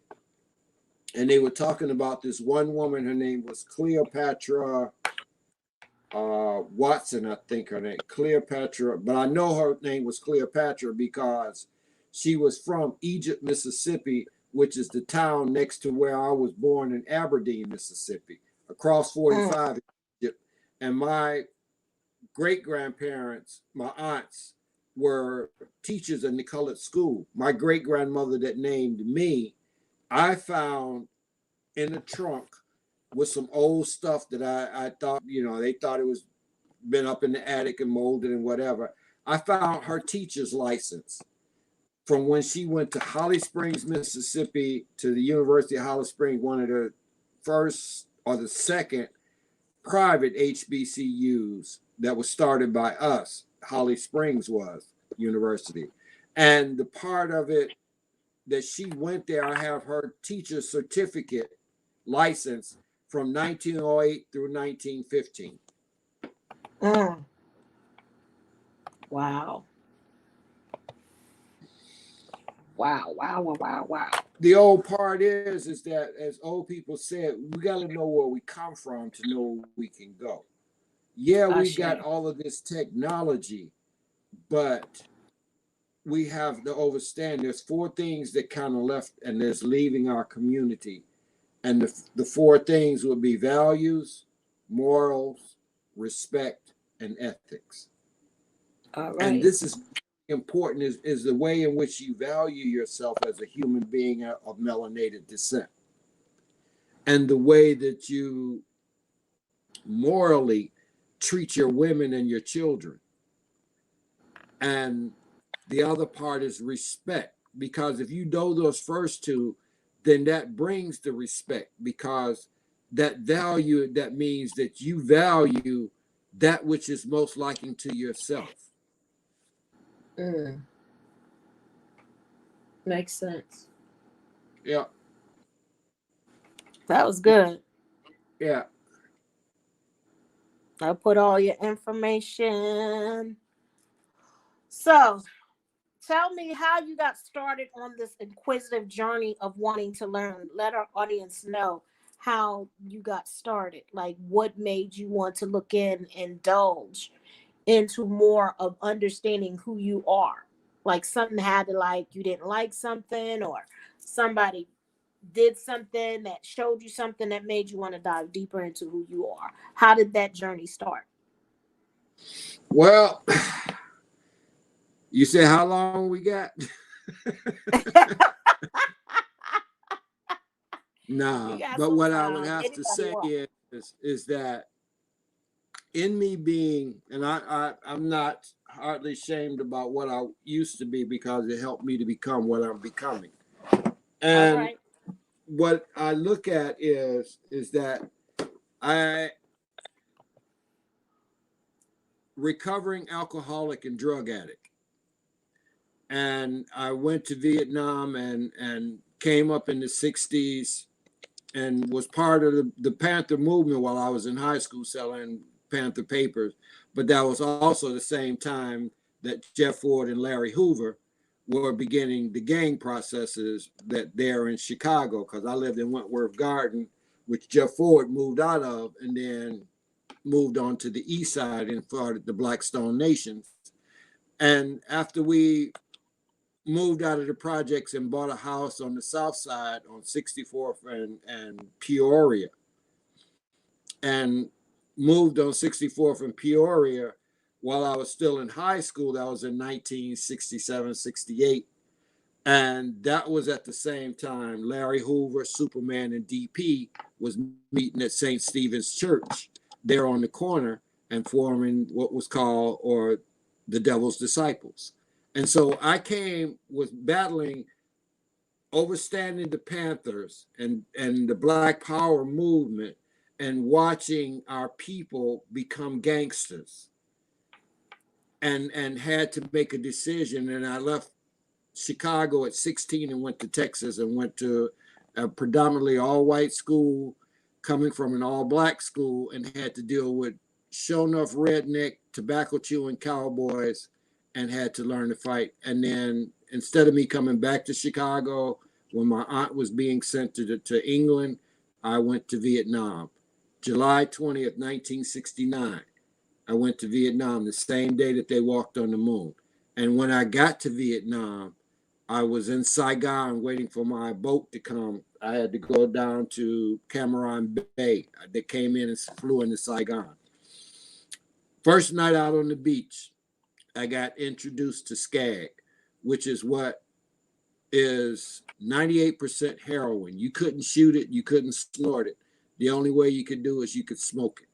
And I got introduced to heroin, and that became my drug of choice. And that started the road that I was already on, because my father was an alcoholic and his father before him was an alcoholic. And so they all died from alcoholism. My father was found 3 days after he had been dead in the room. And for me, I had to make a decision. When me and my brother got into a fight when I got back home from Vietnam, me and my brother got into a fight. I was trying to kill him. And in me trying to kill him, my mother was called, and she told me that when I get home from work, I never want to see you again if you're going to stay in that addiction that you're in. And so on April 22nd, 1981, I signed into the VA and got a bed and got into a substance abuse treatment.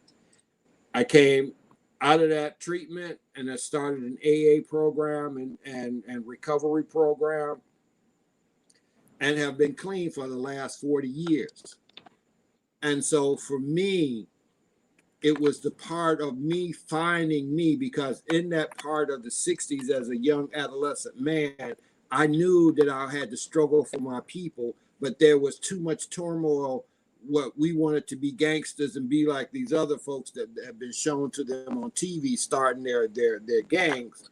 And that's what happened why I had to leave Chicago, because DP and Superman came there and said that, I told my mother, they asked her, was I home? And she said no. And they said, when we find him, we're going to kill him. And so she put me to Texas. So the part that I was dealing with is trying to struggle with what Fred Hampton was telling us there in the Panther Party in Chicago, and seeing the importance of who we were, seeing King march to Marquette Park there in Chicago, see Malcolm that used to be Miss Shaw was my babysitter, took us to Savior's Day at the amphitheater, and hearing the Honorable Elijah Muhammad and Malcolm X speaking in the early 60s. So I had that feeding of this connection to my culture, but I had an addiction because the thing that I just could not get really connected. And what I did was when I came home to Vietnam, I went to Malcolm X College and I studied Black psychology and philosophy. That's where I met Dr. Bobby E. Wright. I met Francis Cress Wilson and some of the other great scholars that we had there at that college, Barbara Hannibal Afrique. But what I'm saying is that all of this knowledge of myself, but I was fighting myself. I was in turmoil with myself because I had been taught to hate me.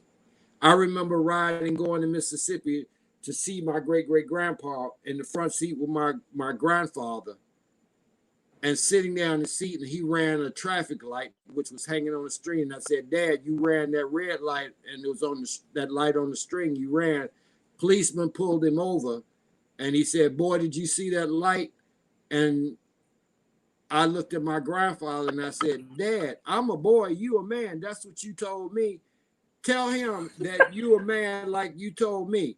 And my grandfather, and the white man, looked at me and said, you better teach that boy something. And he looked at me, and I seen the fear in his face because he couldn't do nothing. And I was sitting there watching him. That's the part of the struggle that I walk in, and then learning through my addiction and doing. And it's funny because today is my second oldest daughter's Earth Day, and it's very powerful that she came to the planet on this day, because there's a lot that happened on this day, and this is what George Jackson was, and other great things that happened on this particular day on August the 13th. But you asked the question, and I'm trying to share with you different pieces, because that's why I say how much time we got. Because it's in that time that I began the process of learning who my people were and who I was to my people, and what could I do to help my people, because I know the suffering I did with my addiction and alcohol, and I seen the destruction it did in my family. So I began to seek out, how can I help not keep destroying? And this is when I began to get the knowledge of those elders there, Jake Carruthers at the Kemetic Institute, Jake Carruthers, Conrad Royal, Anderson Thompson, Hannibal Afrique. These were men that were studying and giving introduction to our ancient ways of knowledge from Kemet. And so that began my process. And then Anthony Menza came from Milwaukee University, and this is why my name is Kwame, because I have a government name, but Kwame is, I got initiated into the Han Home, which is the weekday name that you're given when you come onto the planet. You have a name on the day that you came onto the planet. Kwame means I was born Saturday, a defender of the past, one who brings peace to troubled water, one who has a spiritual mission but will not belong to a religion.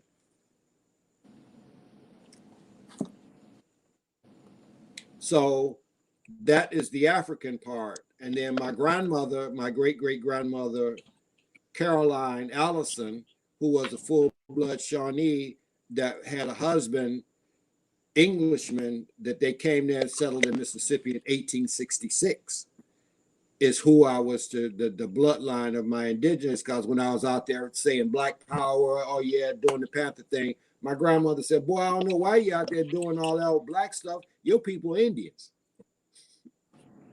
So I had to learn both sides. And so that gave me the quest of discovering the part of my indigenous, because I studied the African, I did the rites of passage, I did my manhood training. I learned that. I learned the history. I studied the teachings, and I still learn and seek to know our people, but I also went to the indigenous. That's why I was showing that we're still here, because I have a connection to these people that's here on this Turtle Island.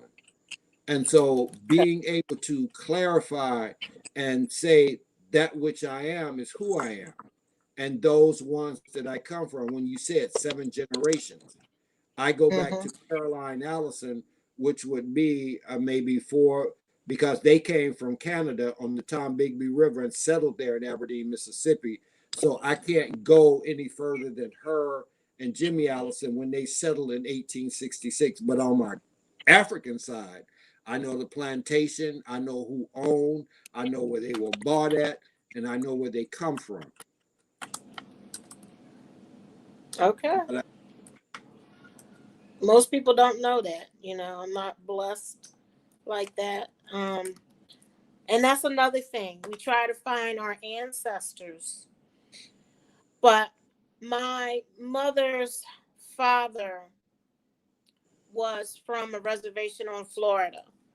And he was adopted into a African-American family, if you will, and from Florida and Jersey.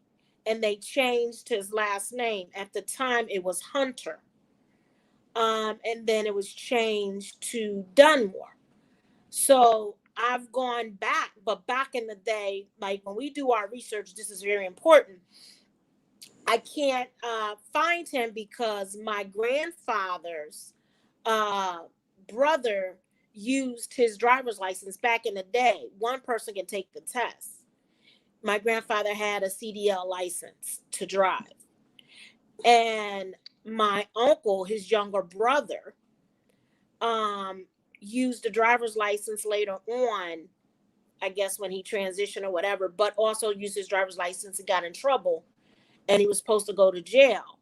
But my grandfather did the time in New Jersey instead of my uncle. But my uncle got married. So all our records, you can't find them. It's like he doesn't exist. Well, and that's sad because that happens to a lot of us. They you can trace your records back. I'm sorry. I went as back and I've gone into a lot of ancestral. I've gone to the records. Even as so much as my grandmother that came from Canada, was born in Canada, and they fixed up her thing. She came from a reservation from Canada and somehow wind down in the Carolinas. Okay. And what I found for me and something you said that you were speaking about the Mormons and them having going back 7 generations and 7 generations before. Right. The Mormons have one of the best archive record on our people in slavery than any other person here on the any other besides in Atlanta. They've got the place there. But what you look at, because I've got census records, because we weren't counted as human until 1870, because 1860s, the 1860 and on that I've went back and found the census, my people were listed as property. They were just listed as a child, a colored child, or black or mulatto, and they were listed as property on this plantation of Hutchinson. That was one in which James Hutchinson owned and fathered a son by the slave woman, sold her, kept the son, sent him to Ohio and pay him back. And they were the ones, that's my grandfather's lineage. Abe and Emma were bought as slaves in Lackey, Mississippi. Abe and Emma fathered George and Matilda. George and Matilda fathered James and Marai. James married Marai, and James married my mother, and that's who I came from, that lineage. I'm only 4 generations after of slavery, 3 generations really. I go back 3. My grandmother, my great-grandmother, their parents were slaves. Okay. And so that gives you an archival footprint to begin to seek out. But the other part is when we come back into nature, when we do the right ceremony, we do the right ritual, they will connect to us. That's why I said oasis, our ancestors' spirit in service in the land. Their spirits are in this land. So if you go back to that land in North Carolina, that place in Jersey is banned from connection because it's concrete and asphalt, and it's so much discord there that's not connected. That's why you come back to the root. That's why I said what the last book I showed was about the root. We got to go back to our roots.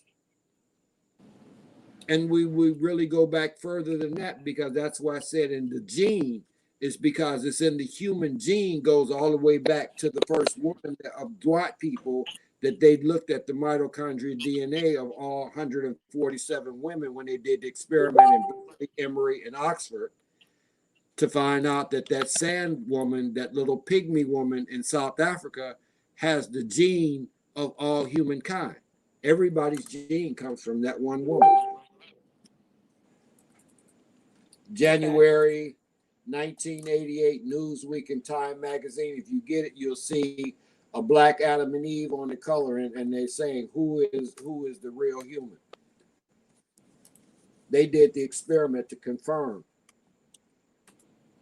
Okay. Okay. Well, I get that. Well, I should have guessed I should finish. I did the research through the Mormon Temple.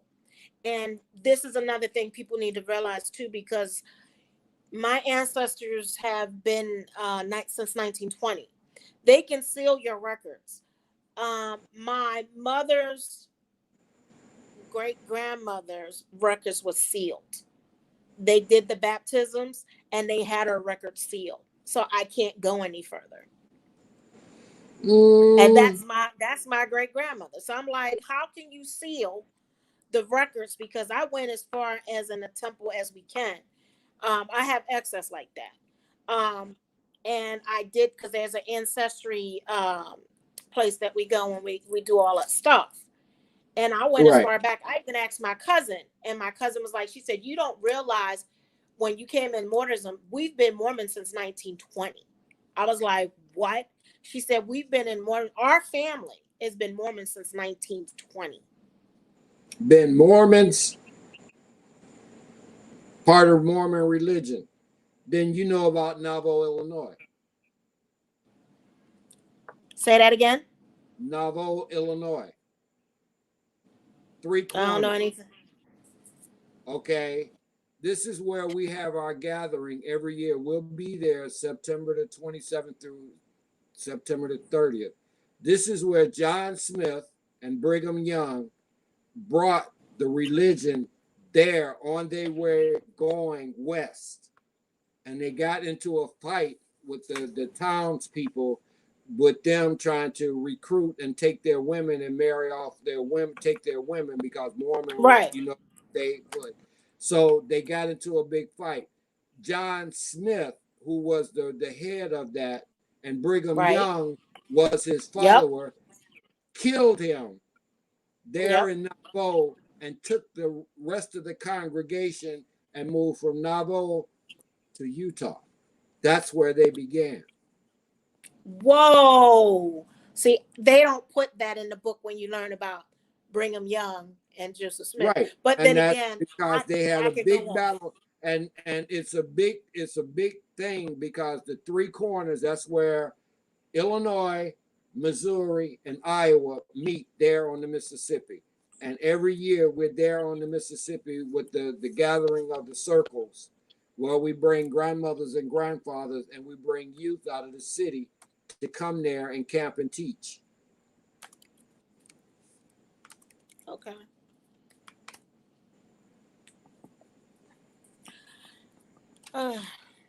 Okay. See, you're like, this is so much good information, and I really appreciate this. Like, you're helping a lot, because I've searched and searched and searched. So this helps me understand a lot why.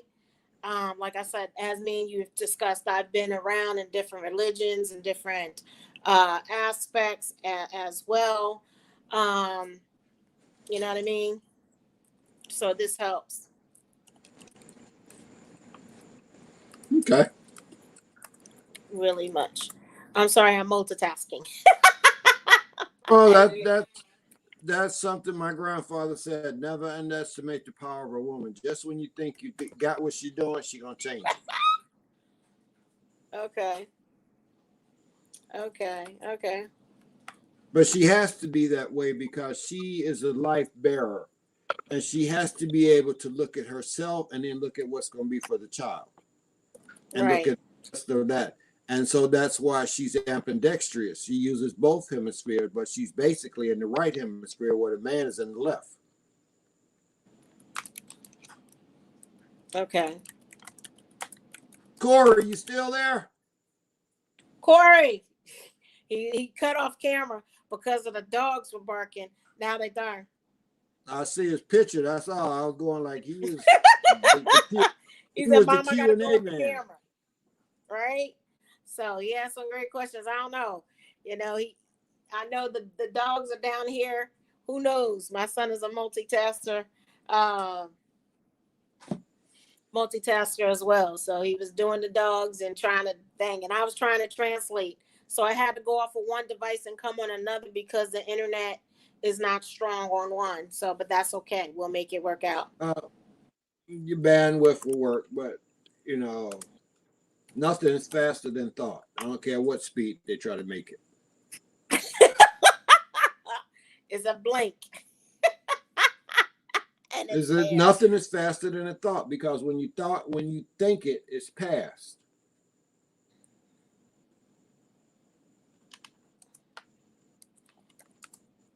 Okay.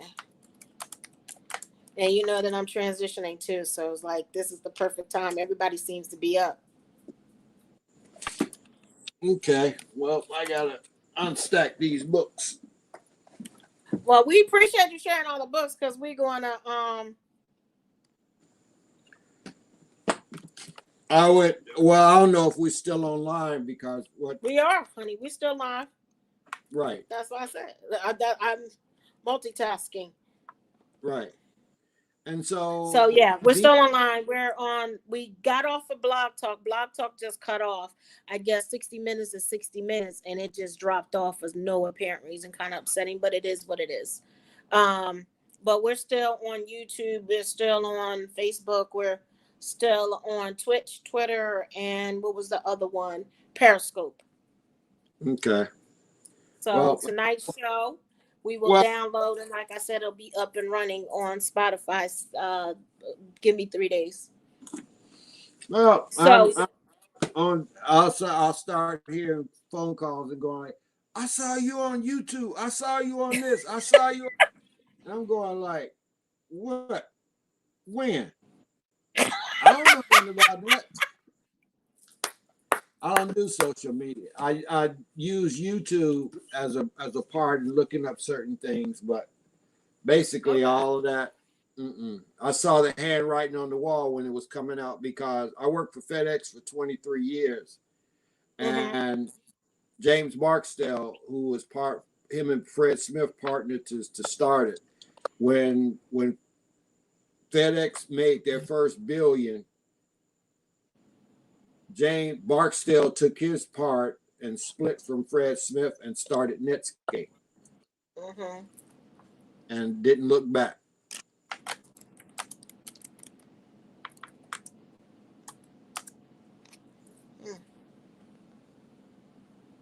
That was before that famous sound. We got mail. You got mail.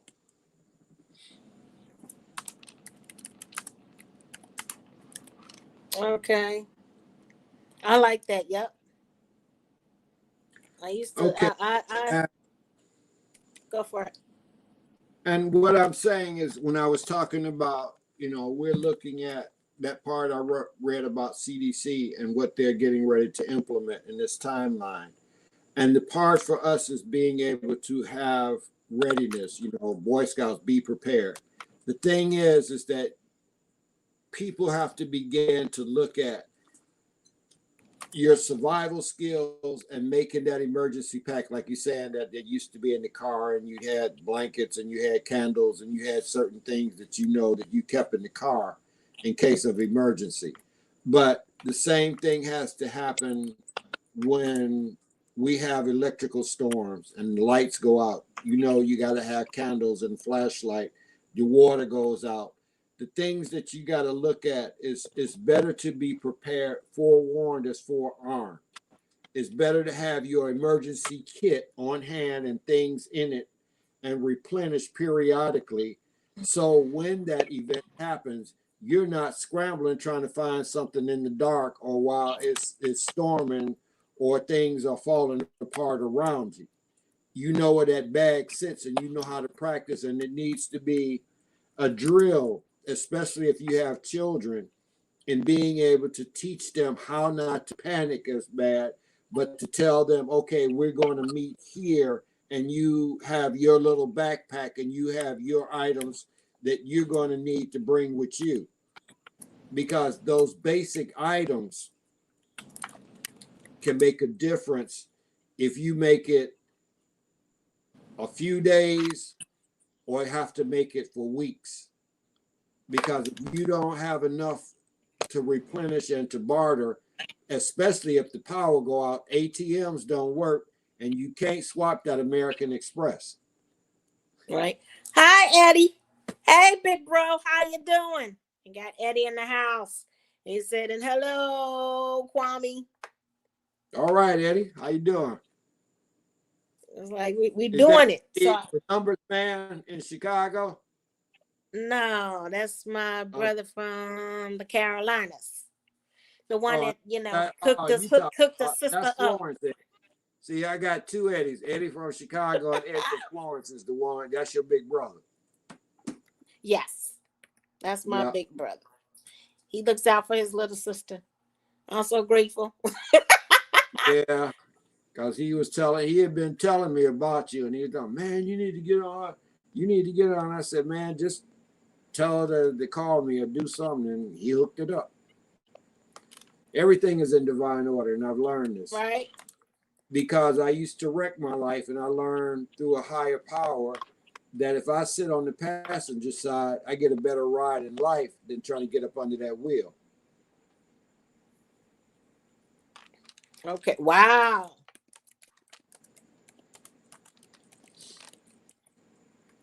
Okay.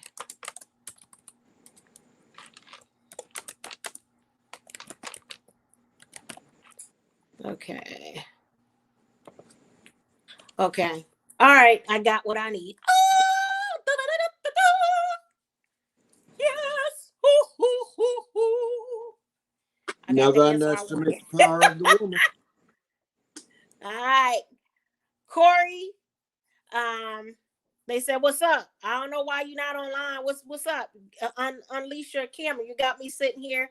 It's supposed to be the dinner time chat, and you sitting there lunching. What's up? No, I can't turn on the camera because I'm dealing with a bunch of pesky people. Well, they were down here, so I don't know what you're talking about. Stop. Oh no, I'm not making excuses. They just can't. All right. They were destroying. They're destroying stuff, so I had to handle that. And then they were barking, and then it's rough being a parent, isn't it? It's so rough. Totally. It's so rough being a dog parent.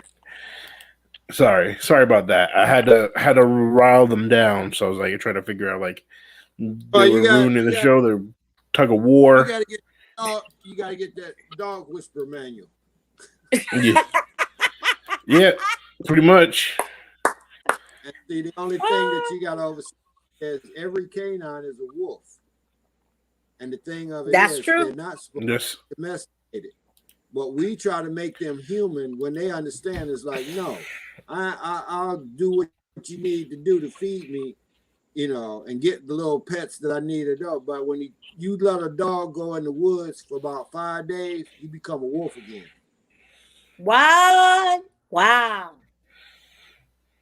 I don't care if it's a Chihuahua, a German, whatever side, they will revert back to their natural order. Even a feral cat will turn around and come back into its natural feline instincts. Wow. You put a human out there for a couple of weeks. If he survives it, his natural animal instincts kick back in. We have a thing called Hamacha that we do in the 7 sacred ceremonies where we take a man out on the hill or a woman. We take them out on the hill and we put them up there on the hill with a blanket and their pipe or their bundle. And you put up there for 4 days and 3 nights with no food or water, but just prayer. Right. Watch the transformation that happens to a human being when they've done that with no food or water for 4 days and 3 nights. You have the what they call on the third night is the night of the soul, the dark night of the soul, because you get in touch with another part of yourself that you didn't know was there. Right. I think that's a good understanding. That's For sure. why I shared about Dick Gregory, because when Althea Fulton taught him how to fast, because fasting is good, because when you shut down the subconscious, you connect the subconscious because it's processing food and everything. But when you shut it down for 2 or 3 days and let the body's toxins be washed out, then the subconscious connects to the conscious. And so you have a spiritual connection, because 90% of your body and everything that goes on is done in the subconscious. Only 10% when you're in your waking state. So I have a question. So when you're tuning in and you're doing your meditation, so people, that was the question someone just put to me. How, when you're doing your meditation, how do you get back to the state? How do you tap into your before state of mind? How do you do that? Like before there was the computers, before there was the TV, before, like, how do you tap into your true self? Like, what other things can you do to get a deeper connection to your true self? There's many methods. You can go in nature, and you can earth, what they call earthing, and that you dig a hole and you lay in it and you connect and you stay in that hole. Or you can do, if you're living in a space, go into a dark room, triple darkness, dark room, total black. Because what happens, your circadian rhythm kicks in, your melatonin releases, and it connects with that third eye. And then when you get over the racing of the monkey mind, and you finally get in tune to that quiet, still voice in that darkness that is you, that is really your enlightenment, because you illuminate in the same way that you, when you were conceived, when that sperm met that egg illuminated, and that light has been you ever since that illumination. So what we have too is, like I said, the Hamblecha. You go into the dark room, you can do earthing, you can do deep meditations. And this is what it's really funny you asking that question, because you go alpha, beta, gamma, and the deepest sleep state almost is delta. And what is the new thing, that the delta variant, the deep sleep. Okay. And so it's just like in yogis, and what they do is that they're fasting, and then they go into the meditation, and they in essence is they kind of go back and let that spirit go back to the cosmos and leave this body. Okay. There are variants and levels of meditation, even in submersion in the water, because when you go underwater, there's silence. And the thing is that you have to quiet the monkey mind, and you have to tune into your own frequency, and that inner energy will guide you back to your beginning. People are using now psychotropic drugs and all of that.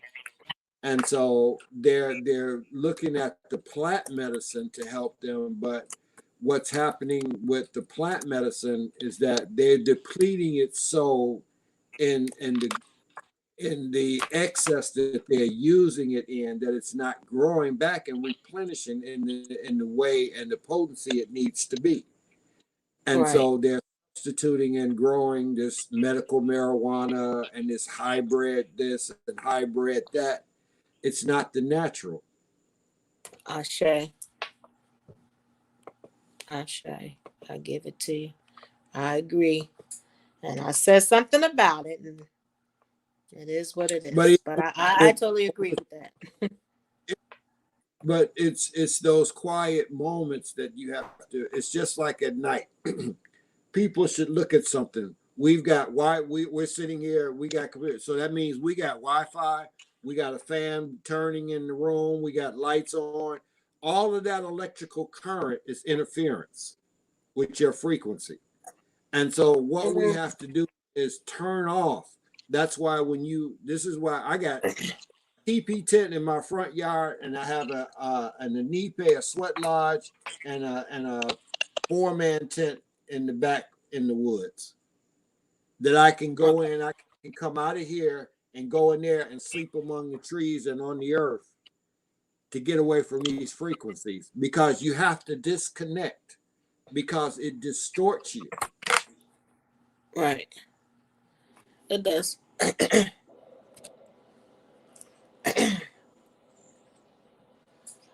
right. So y'all see the languages. I'm typing as fast as I can. I was like, that's, okay. Totally disconnect. I like that.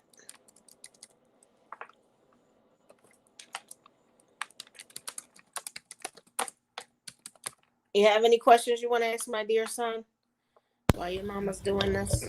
No, I'm just processing the information. It was really Both of enlightening. y'all are. It's funny how I can see this is like, damn, but Sorry about that. apples don't Be fall quiet, far from the Lacey. tree. Say that again. I'm sorry. I said Lacey. apples don't fall far from. Thank you.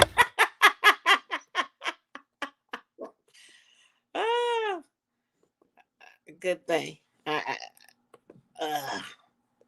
right. I'm doing that. Okay. So, all righty. Now, I know we were talking about, you were saying something about the women and the genes in the woman's body.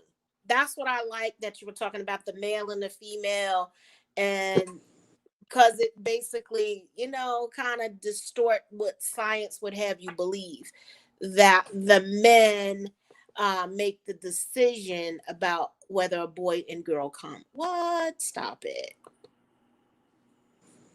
I'm sorry. Like, I don't believe you just did that. All right. It's all good. Y'all probably like, So what what you you're talking about? talking about is chromosomes and Right. XY chromosomes and double X chromosome and XY chromosome. But when the Correct. conception is that in the first 2 months, you're an embryo. And then the last 7 months, because everything that you develop when your body goes is in seven intervals.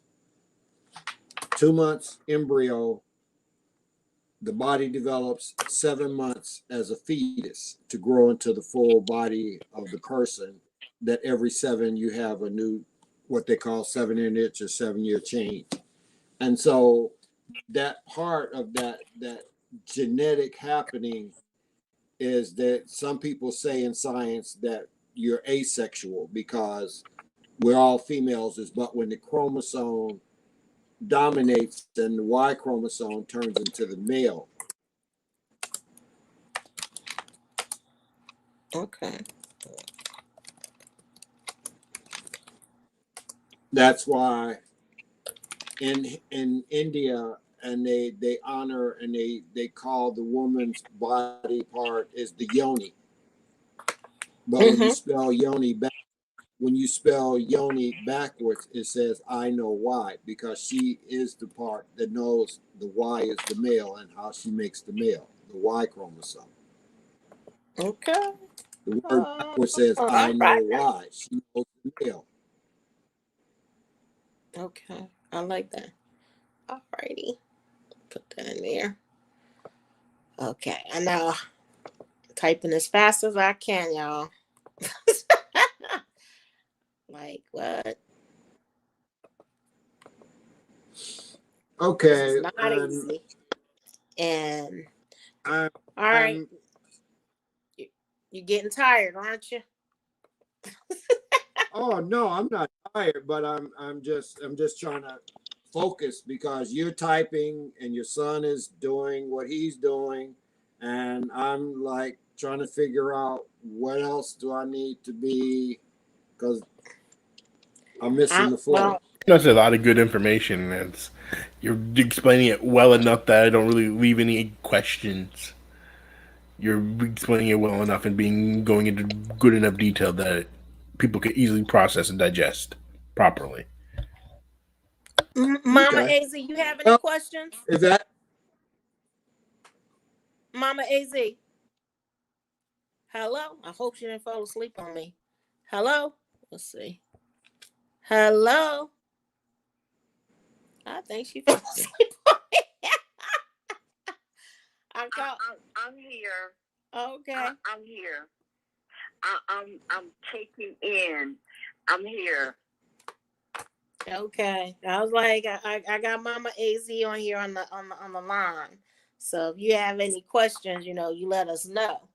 So like I said, I'm the one, as you can see, Brother Kwame, you see the different languages? That's all me. I'm going back and forth and typing all of this from English into another language and making sure that it's appropriated right on the screen that you see. So that's me right? doing that. So that's why I was like, it's taking me like I'm multi-focus and typing and going there because I want everybody to get it. Like I said, our audience, like I told them, I am trying. No, I'm not trying. I am taking the Doing English and putting it in Spanish, and I'm doing, as you're my brother, right? He's like, I'm doing the work of translating English, Spanish, and Mandarin, and I want to get very affluent in Mandarin. I'm getting affluent where I can hear the words. I'm getting affluent where I see the words in Mandarin and know them Spanish. I know a lot. I speak a little bit. Oh, excuse me. Hope I ain't flashing anybody. I'm getting fluent enough that I can I speak it, I can get by, so that's no problem for me. And I read it very well that I know what I'm reading. So that helps me. But Mandarin is something new. So it's a new language. Like when you learn something new, it takes a little time to process. And it's taken me a while. And it's not like I've learned it for a year. I've only been working on it. I'm going to be real for like maybe a month or two. So I'm kind of like a little bit disappointed that I'm not faster. But I'm working on it. I can understand some movies. So, and that makes me happy. You know what I mean? I can understand some movies. I understand the wordings and I know the paraphrases and how things are used, more so than anything about language. And I feel the more you learn the language, any language, it helps the circuits in your brain send out more currents and open wider. That's just my thought of being. Because anything's a language. Math is a language to me as well. But that's just me. all right. Okay. So I'm grateful because I'm looking at you have found a way in which you're not just focusing on, like I said, English language. You're focusing on the Hispanic and the Mandarin. So what you're yes. doing is you're looking at the other cultures, because a word as "and" in Spanish and Mandarin has a different frequency. And what you're doing is you're transferring 3 different frequencies of communication to people in order to get the message across. I'm glad you understand it. I know people think I'm crazy. No. Because I want to do it on my show. Like some shows I can do, but I'm also, when I'm doing, I know people See, don't think you're breaking this up because the algorithm right. because they write it in language saying English. They write a different programmer algorithm in Mandarin. They write a different algorithm in Spanish. So what you're doing is you're separating and breaking up the oppression, and you're communicating to those that say, look what they did, and here are the books that they're doing this with. And you're knowing now how to deal with this, because what you're looking at in the search, what? To reinforce racism. And this is what they're doing in using the different algorithms. So if they're aware that their algorithm in Mandarin is oppressing them just as the algorithm in Spanish and just as the algorithm in English is still doing the same thing. So they're using the same tool and technology to keep control. All right. And this is a very powerful book, because when you look at the DNA but you're looking at the genome, because the genome is what they're really aiming for right now in attacking with frequency the biological warfare that's going on. They're attacking us at the genetic level now. They used to attack at the cellular level. They used to attack us with weapons and bullets and bombs. Now they've gone to the most microscopic nanoparticles. All right now. Thank you. That's, but it's getting it in. So be in a minute, and yeah, the genomes. That's what I like. I didn't even think about it like that, but yeah, that does make sense. And I always say frequency, because we're always frequencies. Well, in my mind, anyway. Well, we're energy, right? And so the thing of it is, and the thing that we know about energy, it's created; it never dies. And so the thing of it is, there are two great forces that's in the universe: is dark energy and dark matter. There's more energy, dark energy, than it is dark matter, because the energy creates the matter to give it form. Right. Mm-hmm. So, all right, it's going on 11:30. We started at 9. Yeah, we did good. I want to thank you. All right, we did that. Okay. All right, just let's go. We had like one more language, and that we be out. So, what would you, if people want to get in contact with you? 906. I like that. All right, I got you. 906. Okay. Never thought about it like that. Particles of the universe. Right. I like that. I like that. All right. Nanotechnology. I got you, but I still like nano. You know, it has a Mark and Mindy. We was just talking about that the other day. Mark and Mindy, Alf. What was the other one? Mark the Martian or something. What did Mark always say? What did Mark always say? Nano. That's what he was right there telling you. Nanos. Nano particles. Hello. Mm-hmm. And what makes a particle? And what are atoms and neutrons and protons? This is like really some serious. But when you look at an atom and you go to the highest electron microscope and look into an atom, it's nothing but 99.9% empty space. It's just in a circle. Okay.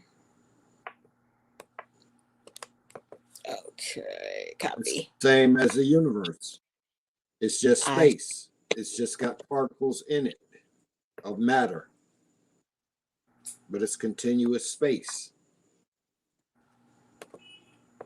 All right. Okay. You and I in a verse. That's what it's saying. You and I person. We're communicating. Energy. Okay. Universe. All right. Oh, you gotta be kidding me. Thank you, Family Nano. My favorite is Martin, the Martian. I like that. Oh, Yeah. I gotta say this for my son's sake. You gotta follow us. If you like the content we did tonight, please follow us on Facebook to Dr. D Cecily D'Angelo PhD on Facebook fan page. If you like us, follow me and us on Food Alchemy Network on what is this? YouTube, and Dr. D Med Physician on Twitch. Food Alchemy Network on Twitter, and Dr. D Med Physician on Instagram. So did I do good, son? Did I forget anything? You didn't need to do anything. I was just typing it out for you. You don't have to do that. He said follow us on social media. Brother Kwame, how can they get in touch with you? They like what you're talking, and they want to talk to you some more. Kwame Sunhorse at gmail.com. Okay, well, I didn't know if you want me to put it in there, but I can do that. I didn't want to, Yeah, you know, in there. blast. I have a choice in looking at the email. I can swipe it to the left and delete it, or I can push it and open it. One or the other.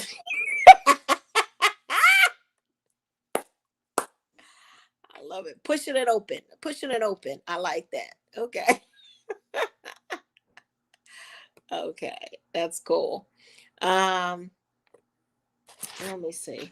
Where do you go? Where we go?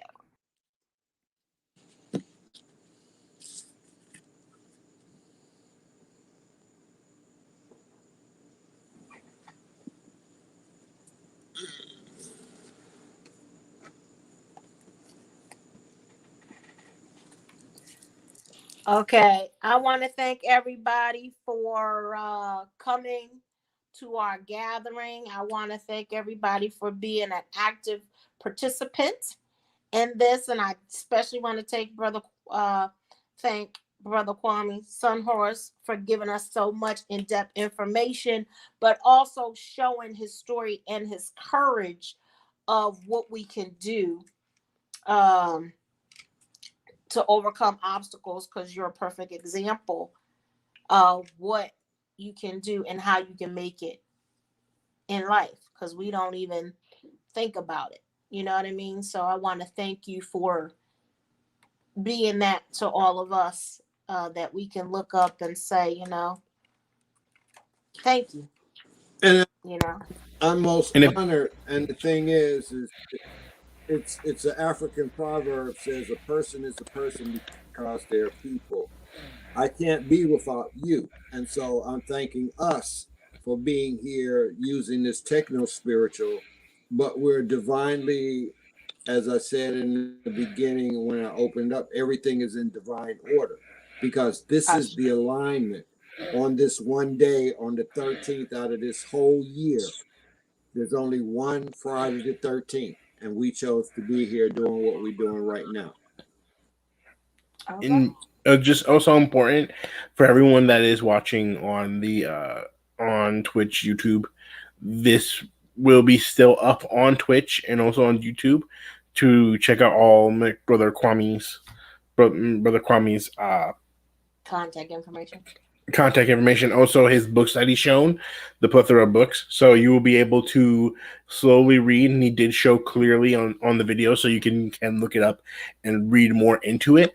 So you can go back on the video, please. You can pause and freeze as much as you need to, and please look up these books. These are really eye-opening, and he did go into deep detail, which was wonderful. But if you wanted more understanding, you always can come back and rewatch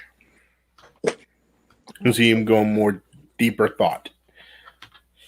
Right.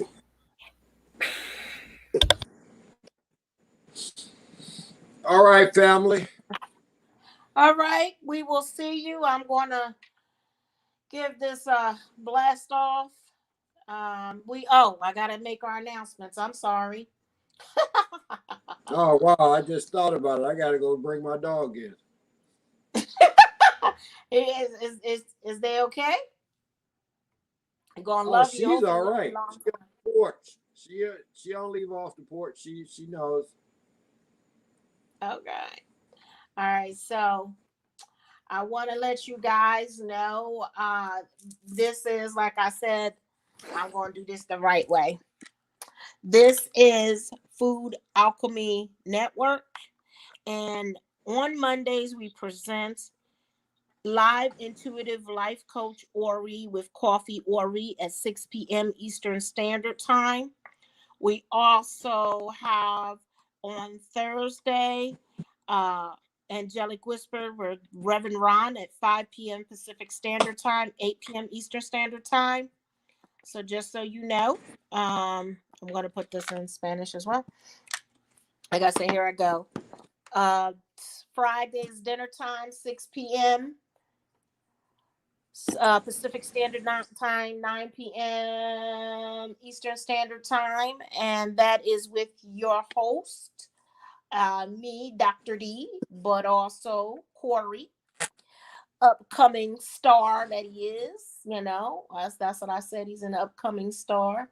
Anything he wants to do, he'll accomplish, because that's just in his makeup, and he will do so. So stay tuned for that, and we enjoy. And Women's Circle will definitely be. Go ahead. I'm sorry. Yes, go for it. I'm sorry for interrupting you, but I just wanted to leave something before it left. Go on the Guardian and the Guardian, and they have an excellent article, because you're food alchemy, and what they're talking about in this article is what we need to be looking at. Is food apartheid. The root. Food apartheid. I like that. The food apartheid, the food and problem with what? American groceries. Harry. So okay. And how we're looking at growing food in different areas in that. We've got to begin to look at how do we feed ourselves, not just in the body, in nutrition or a diet, but how do we feed ourselves mentally, physically, and spiritually. We've got to feed all three. And that's the key of the alchemy. It's all the chemicals that's needed to create ourselves. All chemicals. And I hear you. So I appreciate that. That's what food alchemy is about. We feed the mind, body, and soul. And that's why we have so many different people on our show, enlightening and giving information, because that's what we're about. We want people to get to know their true self and others, as I always say, super high conscious self. Not just the conscious self, high conscious self, but the super high conscious self, going beyond. So I like to thank everybody. Definitely go about that. But to your answer, that is why I joined the slow food movement when I was in the Culinary Institute in 90s, I don't even remember, 97 or something, 1997, because they were rejecting in Italy the American fast food restaurant that was coming to their country and their town, and they didn't want it. So they created the slow food movement back in 1997 to prevent that from happening, and developing artistic food that was local branded food. Just saying, it always come back to what it started from.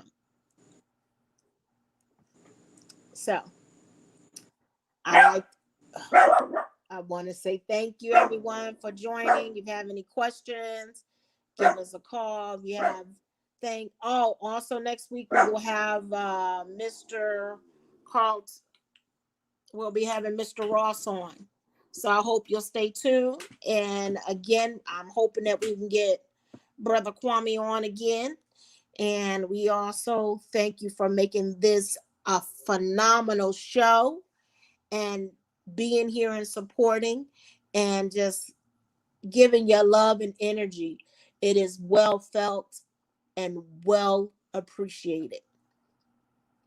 Well, I appreciate love you both, and I thank us, for allowing us to be able to exchange the energy and use the techno to connect to the spiritual people that will, like I said, archive this and open up and be able to hear us. Because we have to stop being generational thieves. I like that. Yeah, we do. Because when we leave the planet, when we drop our robes, as we say in indigenous, you're a whole set of encyclopedias. And if you didn't pass every page as much as those pages you could to other people, you're a thief. Wow. Okay. All right. I like that. Okay. So I'm going to say, I guess I got to play the commercial, huh? Didn't do too much of that today. Ain't really your life, ain't really your life, ain't nothing but a movie. Gil Scott. That was in 1981, 40 years ago. And we're still dealing the same way what's going on with Marvin Gaye. All of those songs in those eras were a message for now moment. Right. He was saying about the teachers and what they teaching, and makes sense. And the other one, my favorite song back today, I don't know if y'all know, Money, Money, Money. OJ's. There you go. That was my favorite song. My dad would always play that song, Money, Money, Money. And then they talked about the Zodiac. I don't remember who they was, the twins. They were twins. They were the Zodiac, and they were both Libras. That's why I love them, because I'm a Libra. When they was like, Libra, let me tell you why I love you and what you're looking for. I was like, those were songs that were smooth and had messages and vibrations. I'm just saying. But what were they called? The soul rhythm music. And blues. No, they were both more soul music, because that's what we looked at it as, soul music. R&B was the European gave it that concept, rhythm and blues. But we were soul. This was the soul, because this is what was singing that, especially jazz. For a musician to take something out of the unknown, blow it into a wind instrument, or pluck it on a guitar, or beat it on a drum, and put it into a rhythm that moves your soul, is nothing but soul music. All right. I like that. Okay, we can do that. All right, y'all. I'm going to play this commercial. Ouch. And then we're out of here. Are y'all ready? Food Alchemy Network. Empowerment of ourselves, body, mind, and soul. Natural lifestyle. Food Alchemy Network takes you in life's journey. Coffee with Ori on Mondays, 6 p.m. Pacific, 9 p.m. Eastern Standard Time. Dr. Ron Bates, Angelic Whispers, 5 p.m. Pacific Standard Time, 8 p.m. Eastern Standard Time. Dr. D, Spiritual Connections, on Fridays. Listen, 6 p.m. Pacific Standard Time, 9 p.m. Eastern Standard Time. Food Alchemy Network.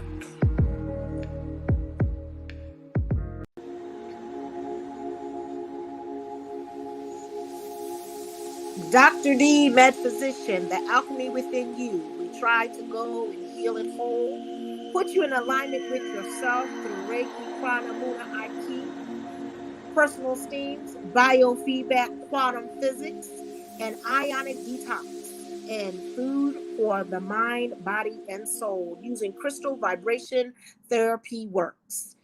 Spiritual counseling. I am Dr. D, Med Physician, also CEO of Food Alchemy Network. I hope you subscribe, and see you later. Have a blessed evening. Ciao, y'all. Ciao.